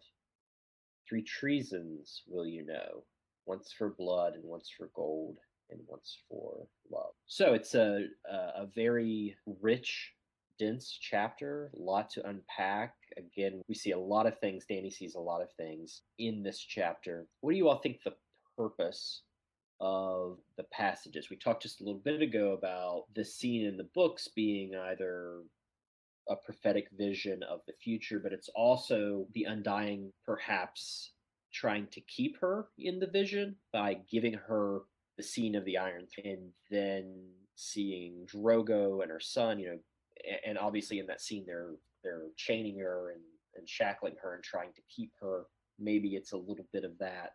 But what's the purpose of this chapter? And especially that riddle, if you will, that the Undying say to Daenerys? Beth, why don't you kick it off? I mean, there's so much to try and unpack in it. I mean, it's probably one of the best things in the book, right? Just because you can comb through that over and over and over again and never have all the answers, of course. And even by the end of the series, we might not be able to necessarily pick out everything. I think it's well done in the riddle because it is sort of done in threes. I think it's one of them is like Bride of Fire, and it shows specifically 3 visions. So it shows like her silver, and then it shows, I think it shows the man on the ship, and then it shows the blue rose and the chink of ice. So it's like Bride of Fire. So these are potentially 3 of her husbands, possibly. The way it's broken down, but I don't know. I mean, again, it comes back to everybody wants a piece of Daenerys, and the Undying were undoubtedly just trying to keep her there and feed off of her spirit and her magic for as long as they could. Right. And another thing they say to her is they call her the Slayer of Lies, and the 3 visions she sees is a blue-eyed king who casts no shadow, raises a red sword in his hand. A cloth dragon sways on poles amidst a cheering crowd, and a great stone beast takes wing from a smoking tower, breathing shadows.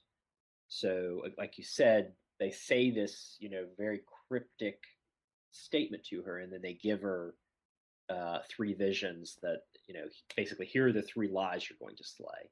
So I think that's again, like you said, it's trying to keep her there. It's trying to use her to feed off her, because of course the Undying are described as biting and sucking and feasting on her, which is just creepy.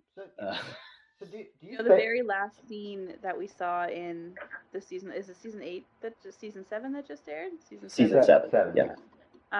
The very last scene, as soon as it aired, I just looked over at my husband and I'm like, a great stone beast breathing shadow fire, like that scene with Viserion out. I don't know that it'll play out exactly the same in the books, but wow, did that ever like it just like hit that note exactly, right?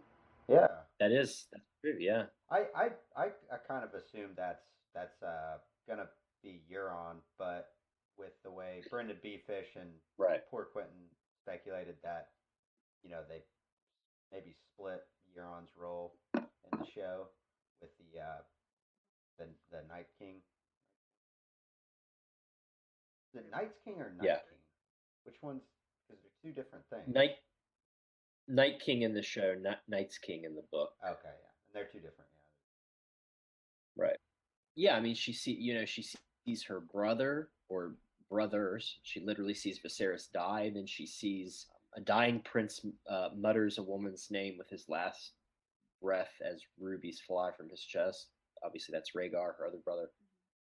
And then she sees potentially a vision of what could have been a tall lord with copper skin and silver gold hair beneath a banner of a fiery stallion with a burning city in the background. And of course, that could be Rhaego. That could be what would have been her son had he lived, had she made a different choice.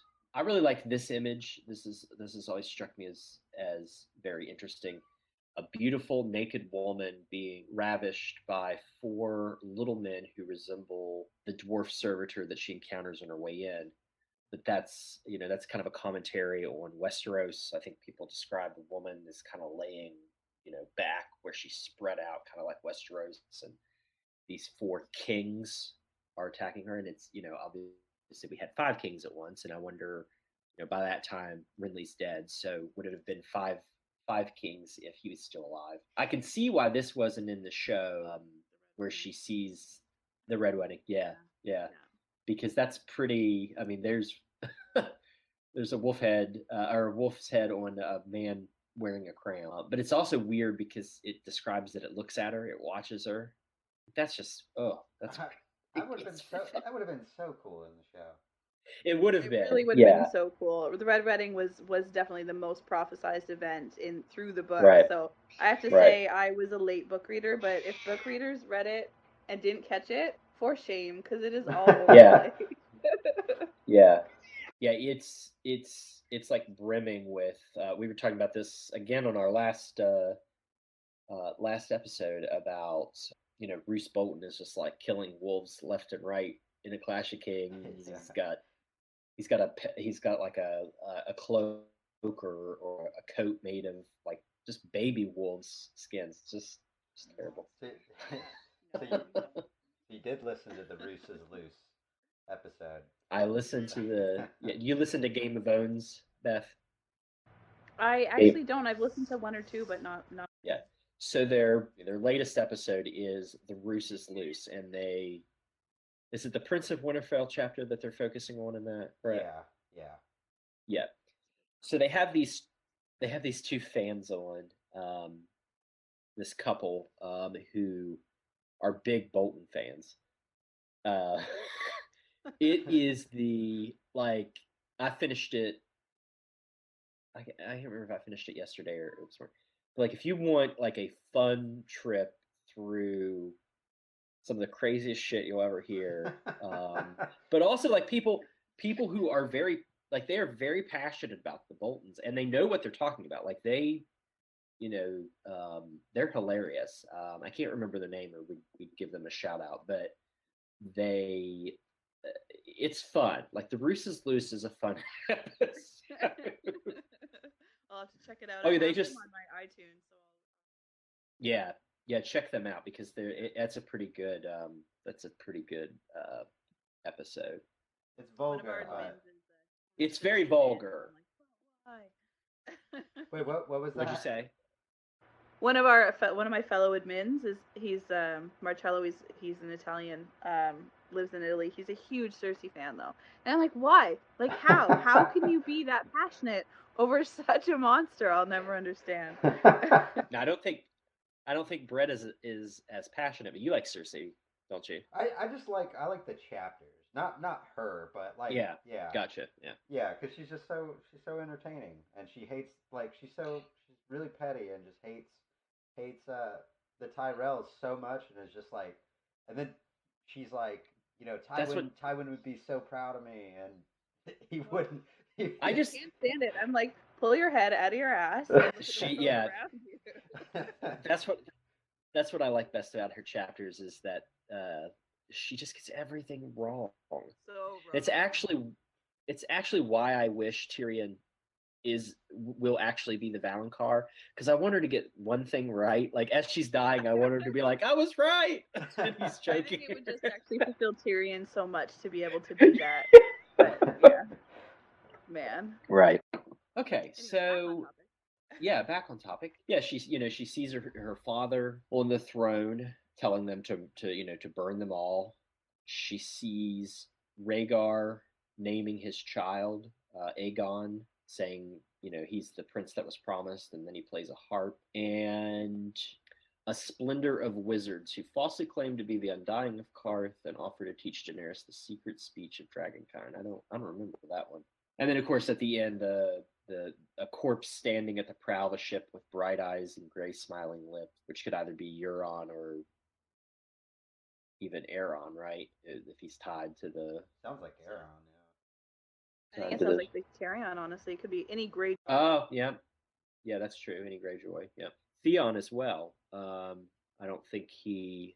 I mean, I think it's gonna be hard in the books for him to come to Daenerys in Essos like happens in the show, but they always talk about Theon smiles. He just smiles so much. Well, and he looks like a corpse. That's Does look like a true. corpse. That is true. Very I see yeah. it as a Riddler. I see it as a gray person showing a little bit of joy. So to me, it's a gray joy. The smile indicates joy. So I read it. Ooh, nice. And I mean, Asha does have that thought too, about she's I forget what exactly how it's brought up, but it has something to do with the King's Moot and the one iron or the one Oh, Ironborn. the late comer. Yeah. And then, of course, the the final thing is the blue flower growing from a chink in a wall of ice, filling the air with sweetness. Which, of course, And the header on that one, I think, is I don't know, 3. What's the 3 for that one? I feel like it has to do with husbands because the first vision she sees in that is the silver. I read it just the other. Three fires. 3 fires you must light: one for life, and one for death, and one to love. Okay. Well, I don't have them broken down correctly. I should have done that. But yeah, you're right. I don't know if I don't see anything here about like um, Yeah, Slayer of they're skipping Lies on that or one or something. yeah, Look it up. I yeah. probably should have went through this chapter before, but I did Do you know not what I have did time. last night? Is I listened to Radio Westeros' prophecy episode See because it that? like breaks it Ah, all nice. down. That That's would have like been a my good idea. research. Just the research they did for me. Nice. Nice. All right. So, anything else on the House of the Undying? There is one interesting part in there that can sort of lean both ways. I think at one point she sees Miri Mazdur being strapped to the pyre with a dragon bursting from her brow. So that leads a lot of people to believe that maybe she hatched the dragons, or Interesting. her That's sacrifice interesting. caused one of the eggs to hatch somehow. Right. So Yeah. yeah, it could either be Miri Mazdor herself did it, or because she was sacrificed. Because why else it would she be happened. shown that, right? What's the purpose of her Right. seeing that again? Right. Now, if Mary Mesdor like actually like hatched the dragons on purpose, what would be her motivation for that? Well, we know that she knows Marwyn, right? Marwyn's Yeah, a pretty staunch Targaryen supporter as far as we know, yeah. or magic supporter in general. Um, so maybe just to bring that balance back to the world. Maybe. Because she learned many things from him in Ashai, right? Yeah. Now, do you think Euron came to grab the like Pyat Pri and other warlocks because I, there was something you said they earlier in this discussion. Like, let me see. I think you have it in the notes here. But anyways, it seemed like they were warning Danny about him, and maybe that's why in the sample chapters got got the warlocks because they were trying to like ruin his plan, and maybe he himself is Quaithe. Like Euron could be Quaithe. Full disclosure, I've actually not read The Forsaken, so I can't really try much. I haven't read it. Nice. I've just heard people Yeah, I've talk heard a bits lot and about pieces. it. Yeah. Yeah. I want to go. I want to go through and read them, but I just haven't done it yet. But I'd always planned to reread the books and then reread the sample chapters, and it's just I never get all the way through them. Something always happens, and I just start again. Yeah. All right. Anything else on the House of the Undying or Daenerys? No, I'm good. I was just wondering if Phil knew anything about that or whatnot. All right. So we're going to do this next section, and then Beth, you're back up for another riddle. So this next section will deal with other prophets, not all of the rest of the prophets in the books, but just a few that kind of come into the story and deliver some riddles or some prophecy, or their or the way they foretell things. They don't they don't do too many riddle making. So first is the Ghost of High Heart. Of course, that's a character that Arya encounters in A Storm of Swords while she's traveling with the Brotherhood Without Banners. And I personally think there definitely might be some more deep meaning, but the Ghost of High Heart's riddles or prophecies or whatever, visions, they're pretty straightforward. I mean, you can look at them and really describe who she's talking about. So she says to the group, "The old gods stir and will not let me sleep. I dreamt I saw a shadow with a burning heart butchering a golden stag. I dreamt of a man without a face waiting on a bridge that swayed and swung. On his shoulder perched a drowned crow with seaweed hanging from his wings. I dreamt of a roaring river and a woman that was a fish. Dead she drifted, with red tears on her cheeks. And when her eyes did open, oh, I woke from terror. All this I dreamt and more." And then she goes on to say, "I dreamt a wolf howling in the rain, but no one heard his grief. I dreamt such a clangor I thought my head might burst, drums and horns and pipes and screams, but the saddest sound was the little bells. I dreamt of a maid at a feast with purple serpents in her hair, venom dripping from their fangs, and later I dreamt that maid again, slaying a savage giant in a castle built of snow. So if we go through, of course, the Ghost of High Heart is a. I like that. I like that. I think it's Cersei is told that Tyrion is now a hermit living like on a hill somewhere. Like that's one of the one of the things. And of course, it's obviously her. Um, but we've got Stannis killing Renly. We've got Euron or the Faceless Man killing Balon. We have obviously Catelyn being the fish that's dead and got the tears on her cheeks.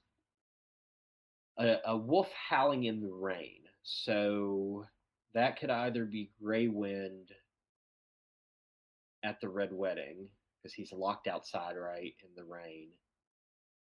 Could be Nymeria. Could be Nymeria. She's alone. Okay. Could also be that scene where Bran's in the tower hiding and Summer saves Jon. That's supposed to be raining. So yeah, that's three possibilities there. Obviously, the next is the Red Wedding itself, the clangor and the drums and little bells, Jingle Bell, who's killed. Yeah. And then the maid at a feast with purple serpents in her hair is obviously Sansa with the hairnet. But then that maid again, Sansa slaying a savage giant in a castle built of snow. And of course, I think we all believe at some point she takes down Littlefinger, who is obviously savage and has a giant as his family's original sigil. You think the castle built of snow is either Winterfell or the Eyrie? I think it's Winterfell. Yeah, because and if it's based off that 3-step process or whatever that George does, you've got that prophecy. Vision. Yeah, and then you have her building the physical castle out of snow, and then what is it? Robin Aaron's doll. He destroys it, and yeah. Yeah.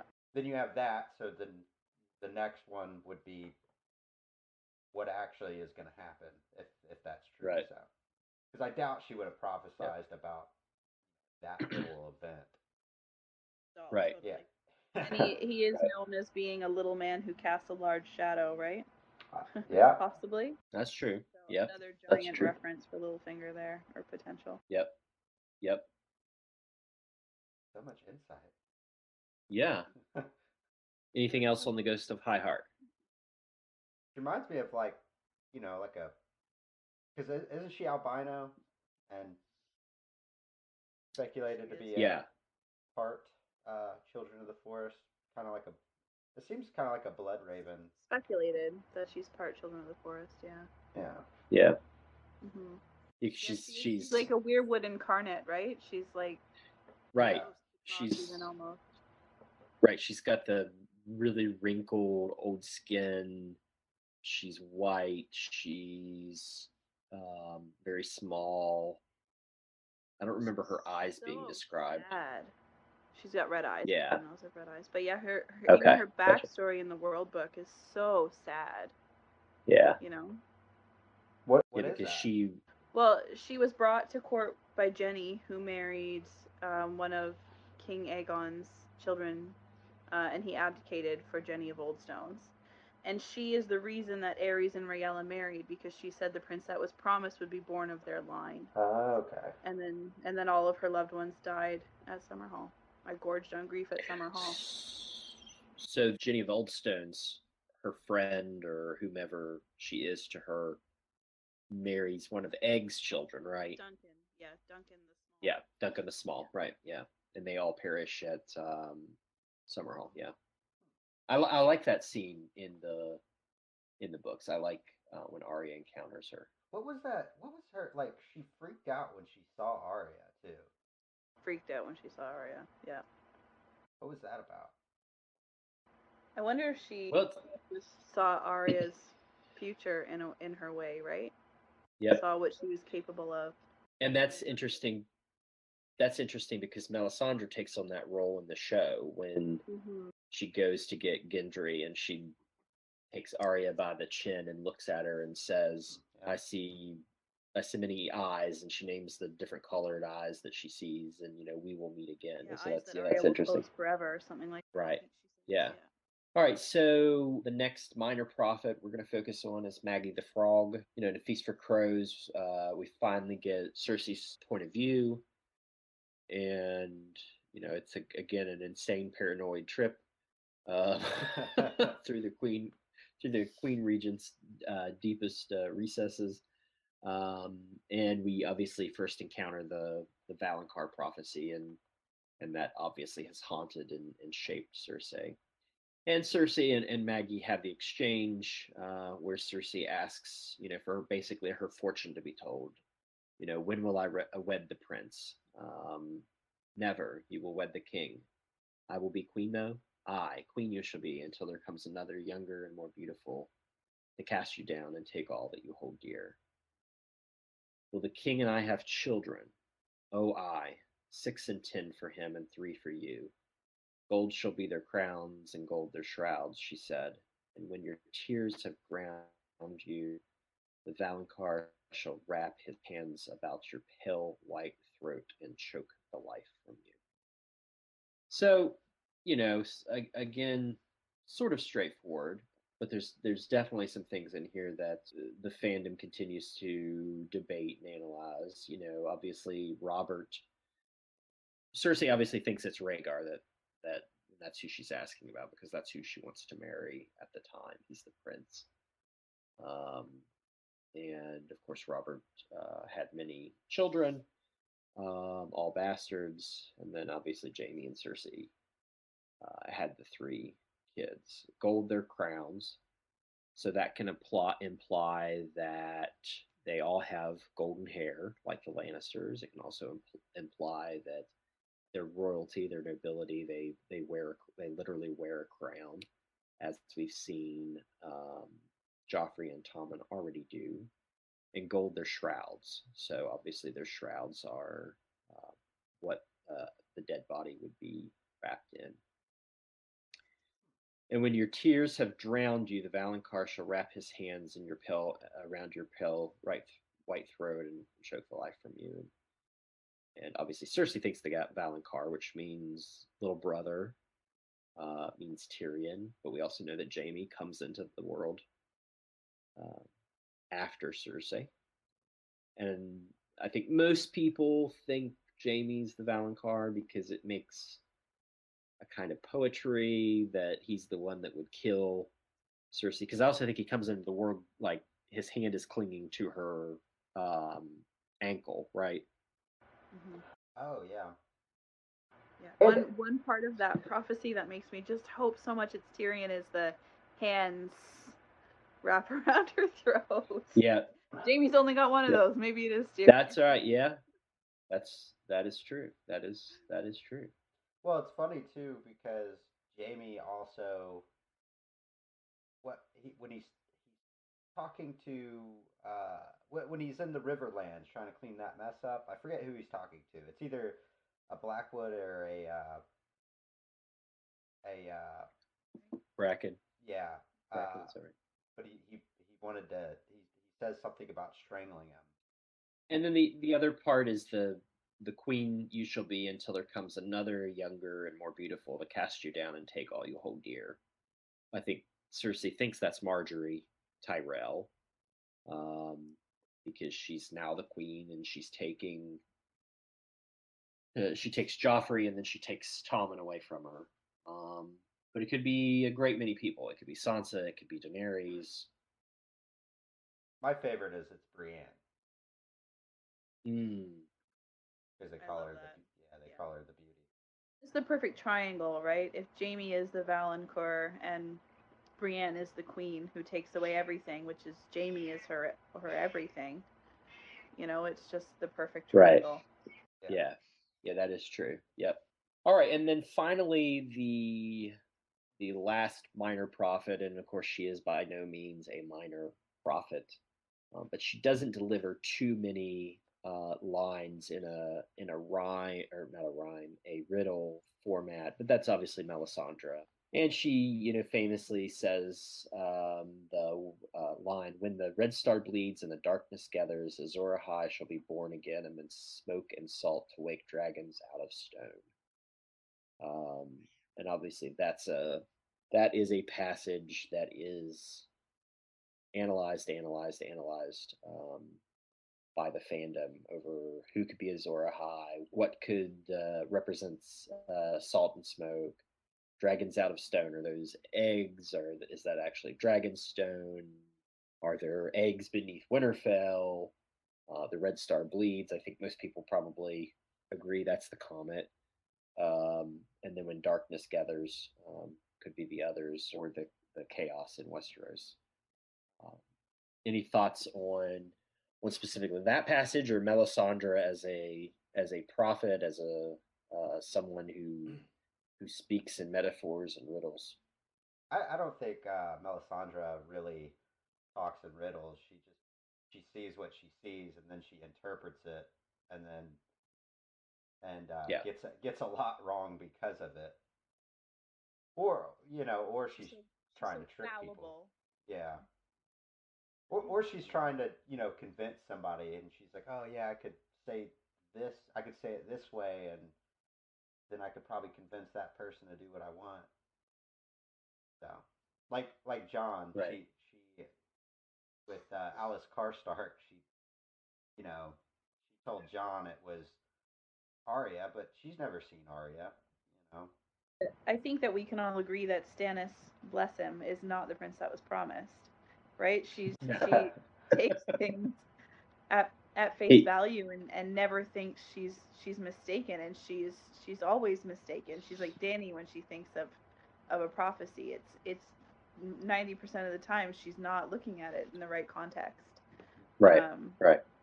It's like Stannis. I look for, what is it? I keep asking him to show me Azor Ahai or whatever, and I see only snow, and it's like she just capitalized.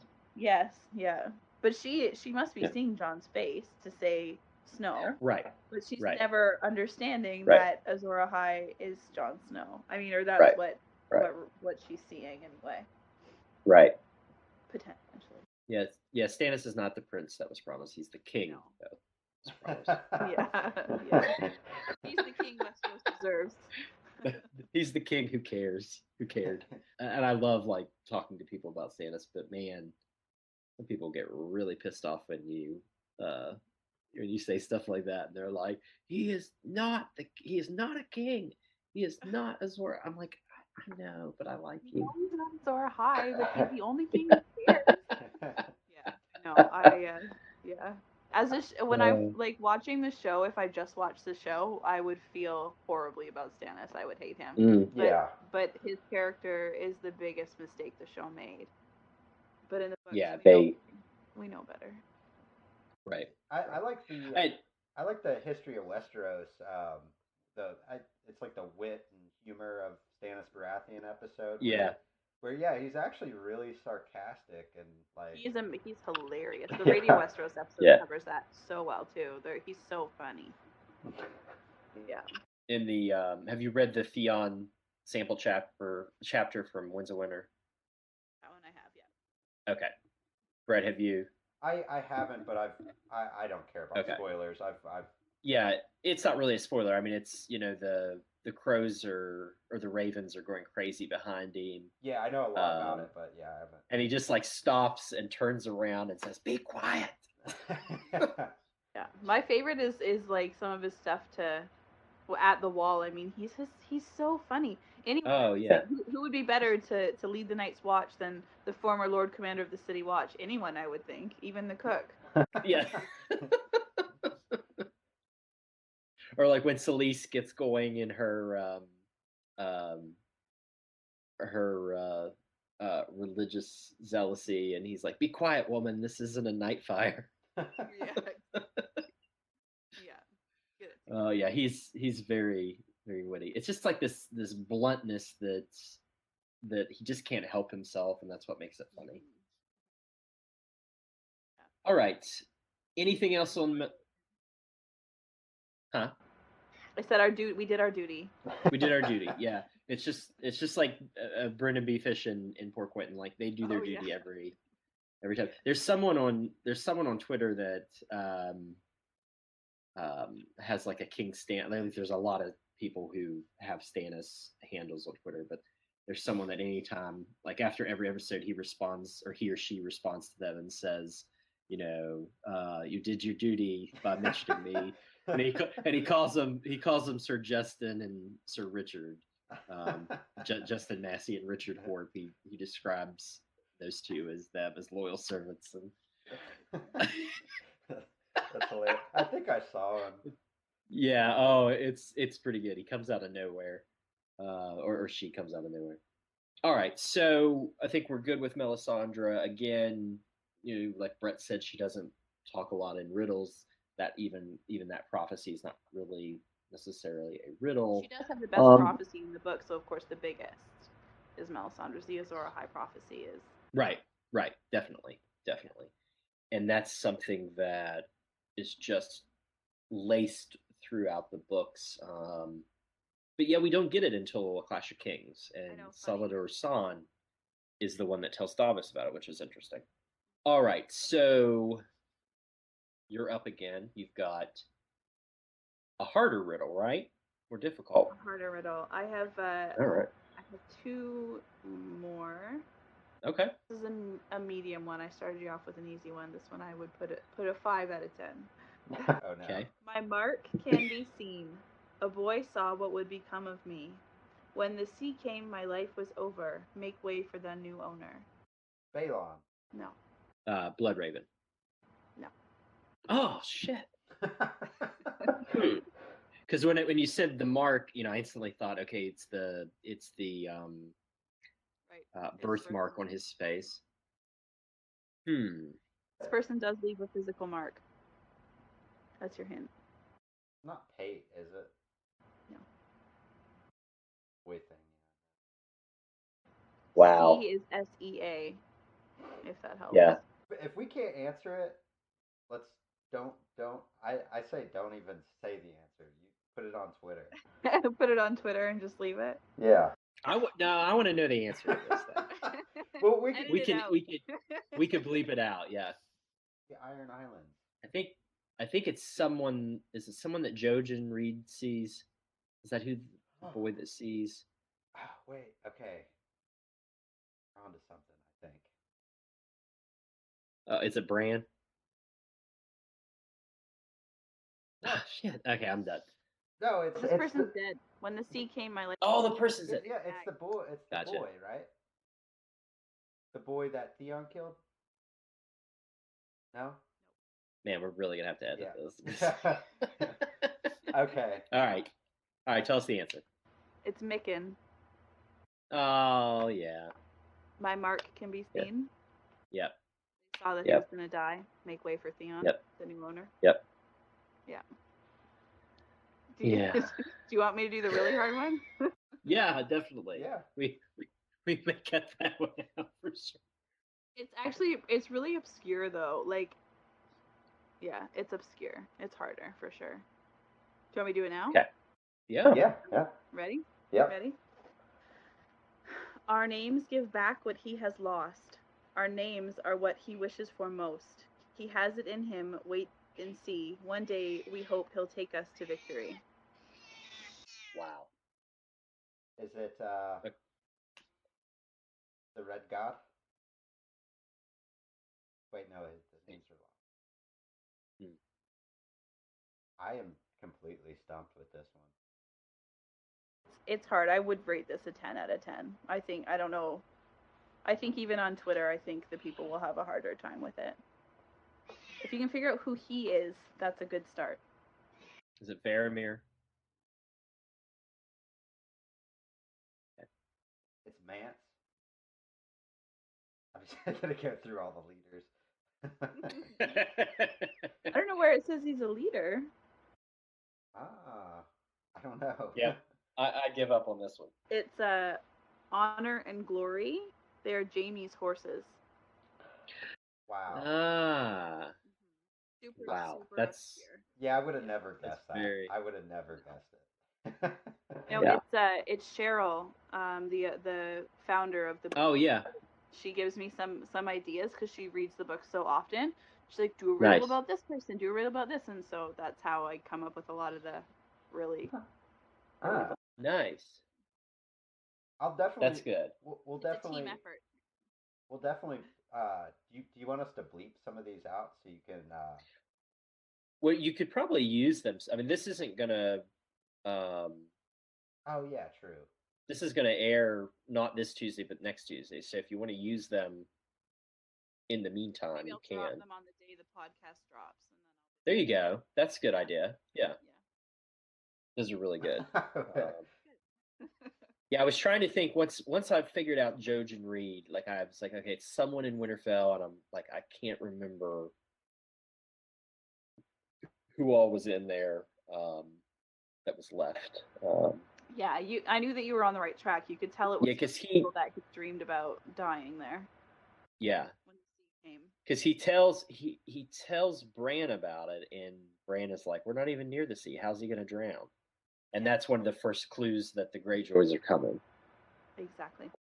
All right. Well, let's get back into this. We have one more section, and then we're done. It's probably the most well-known riddle maker in the books, and that, of course, would be Patchface.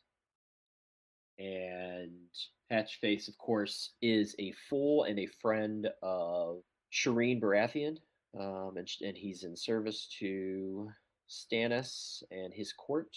And what's interesting is we don't know really much about Patchface at all, but we definitely don't know anything about him prior to him coming to Westeros. So some people,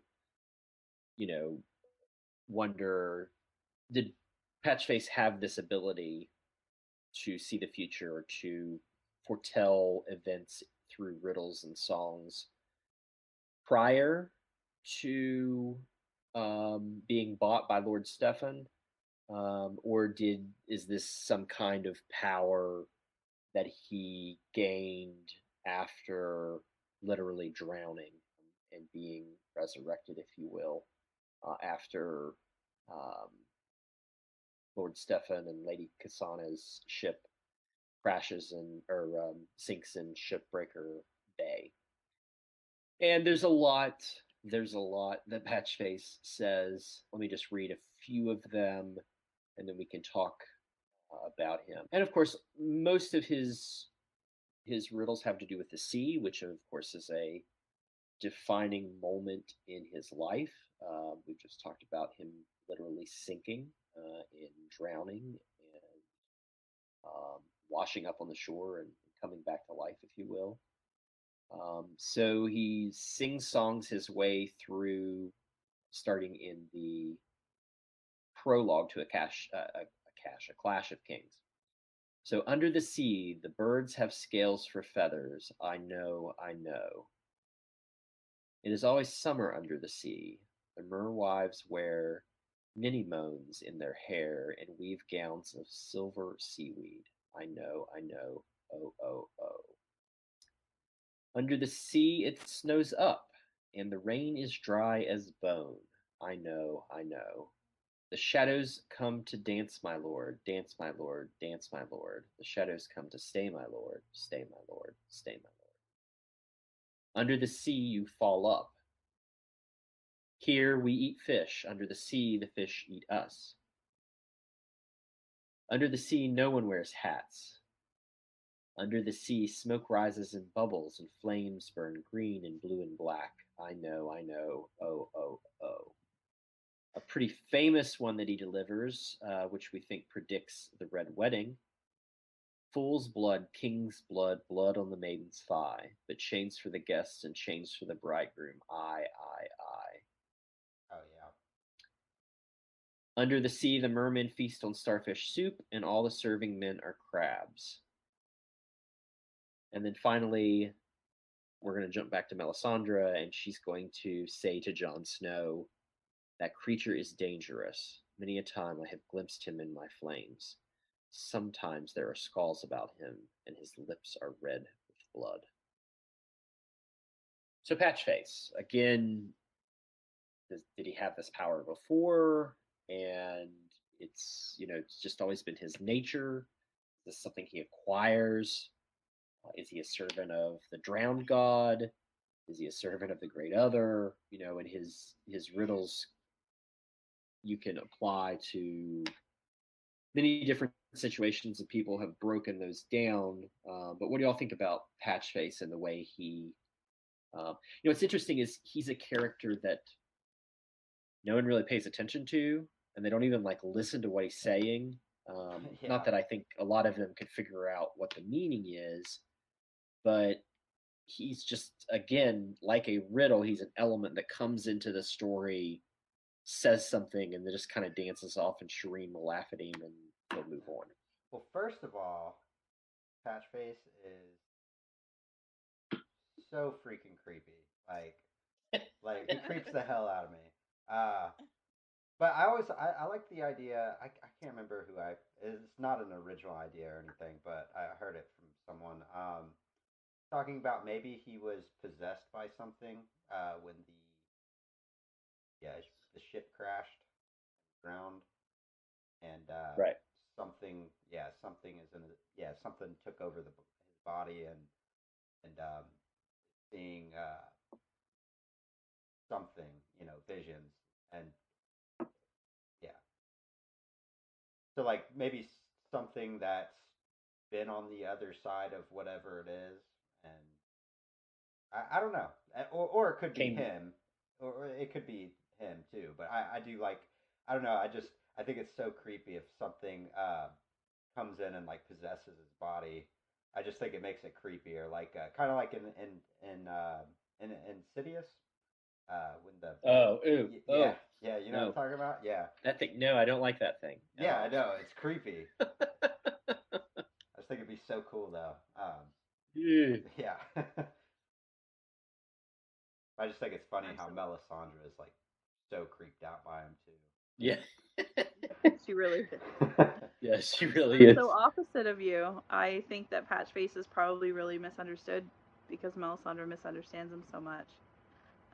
But I've posed the idea that Patchface, I'm sure it's not original, I'm sure other people have thought it too, but that Patchface maybe saw green dreams before, and now the only way he can associate that is under the sea, because if you open your eyes underwater, it looks green. Um, Oh, that's very interesting. so I don't know, but just a thought that I've had. And yeah, he definitely has some.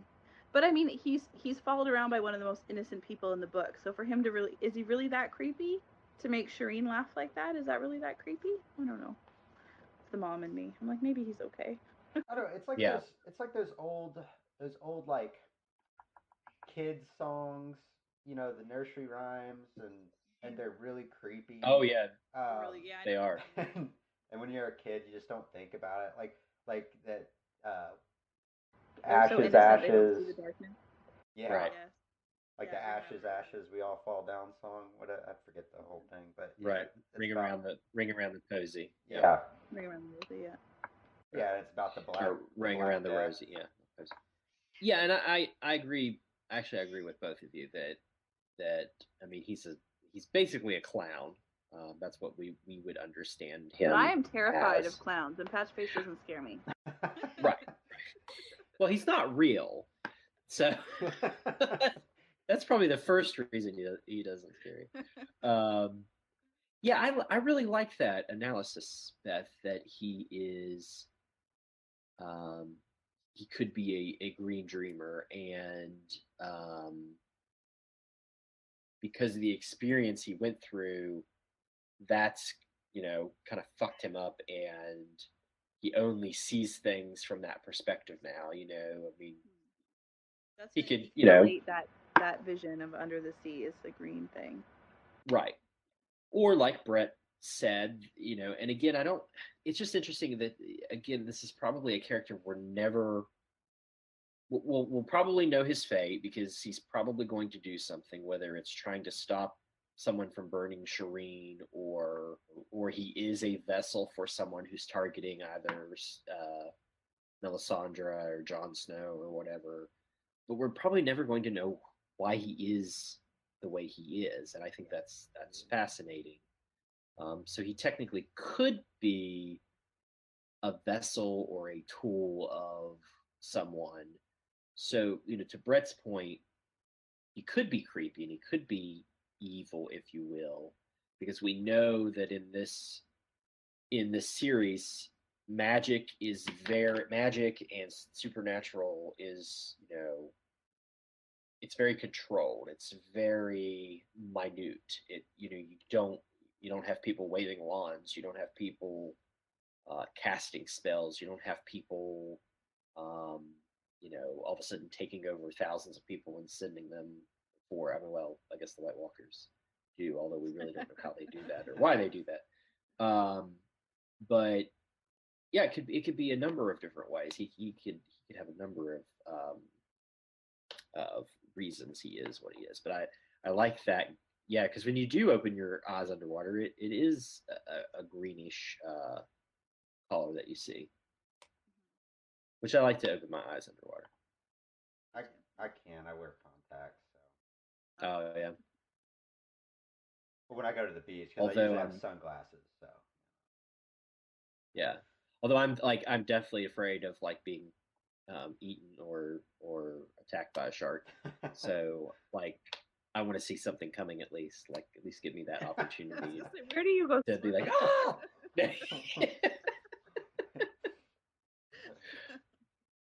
It's like Winterfell here. The sea comes to us. No kidding. Yeah. I thought it was interesting. The one quote Patchface has, under the sea, there's the bubbles full of smoke, and one's black, or one's green, one's black, and one's blue. Could that be a hint that maybe one of Daenerys's dragons does get turned into a white? Yeah, maybe. Yep. I think Euron might have a lot to do with that if it does go that way, but I'm not really sure how it's going to get there. But I don't know. That kind of caught my attention. Yeah, that's a good one. Yeah, I definitely don't think it'll be anywhere near the same, but because specifically that quote, under the sea, smoke rises and bubbles and flames burn green and blue and black. I know. Oh. So that is stated as Melisandre is burning the 7 wooden gods at Dragonstone, and right before Stannis plunges the sword into fire and pulls out Lightbringer. So there's the Azor Ahai myth. There's the seven gods that the Targaryens took to Dragonstone and had painted and put there. So that could foretell, something about Daenerys right there. Yeah, that's a good one. Like the Ghost of High Heart, he hits on some really important events, right? Yep. A lot of them happened, but they're still really key things. So most of his stuff has to be, you would assume it's all on a larger scale and not just small events, right? I'd say most of it's probably, it's probably all true. It's just in riddle form. So yeah. So here's one that I think is interesting, and I actually posted this. Okay, so this is the one. It is always summer under the sea. The merwives wear ninnymoons in their hair and weave gowns of silver seaweed. So I was listening to a History of Westeros podcast. It was past couple months, I think, and they were, for some reason, they were talking about Patchface, and they talked about this quote. And so if you look up what a ninnymoon is, it's it's most likely an interesting way of saying um, um, in anemone, which of course is a sea creature, or is a sea anemone. But if it doesn't have sea in front of it, it's a genus of flower, which can have many colors, and those colors can be either blue or purple. So if you think about characters that have worn blue flowers in their hair, obviously Lyanna Stark comes to mind, or she's associated with blue flowers. We don't necessarily know if she ever wore a silver gown. Silver is the color of Stark, though, so it is possible. That's right. There you go. Someone else pointed out that Sansa wearing the hairnet that has the purple, right? She is wearing a silver gown in that scene. This is interesting. So I'm gonna read this. So this comes from what these flowers mean in ancient cultures. So several of the Western meanings of anemone flowers pertain to Greek mythology, and the origin of the flower features the gods Adonis and Aphrodite. So Aphrodite kept Adonis as a lover, and in their jealousy, the other Greek gods murdered Adonis. After his death, Aphrodite wept over his grave in mourning, and her tears for her fallen love grew into the flower. This origin story lends itself to the classical dual meanings of the arrival of spring and the death of a loved one. In the Victorian era, the flower represented a forsaken love of any kind, while European peasants carried them to ward off pests and disease as well as bad luck. And in Eastern cultures, specifically the Chinese as well as Mediterranean cultures, the Egyptians, it was considered a symbol of illness due to its coloring. It's also termed a symbol of bad luck or ill tidings.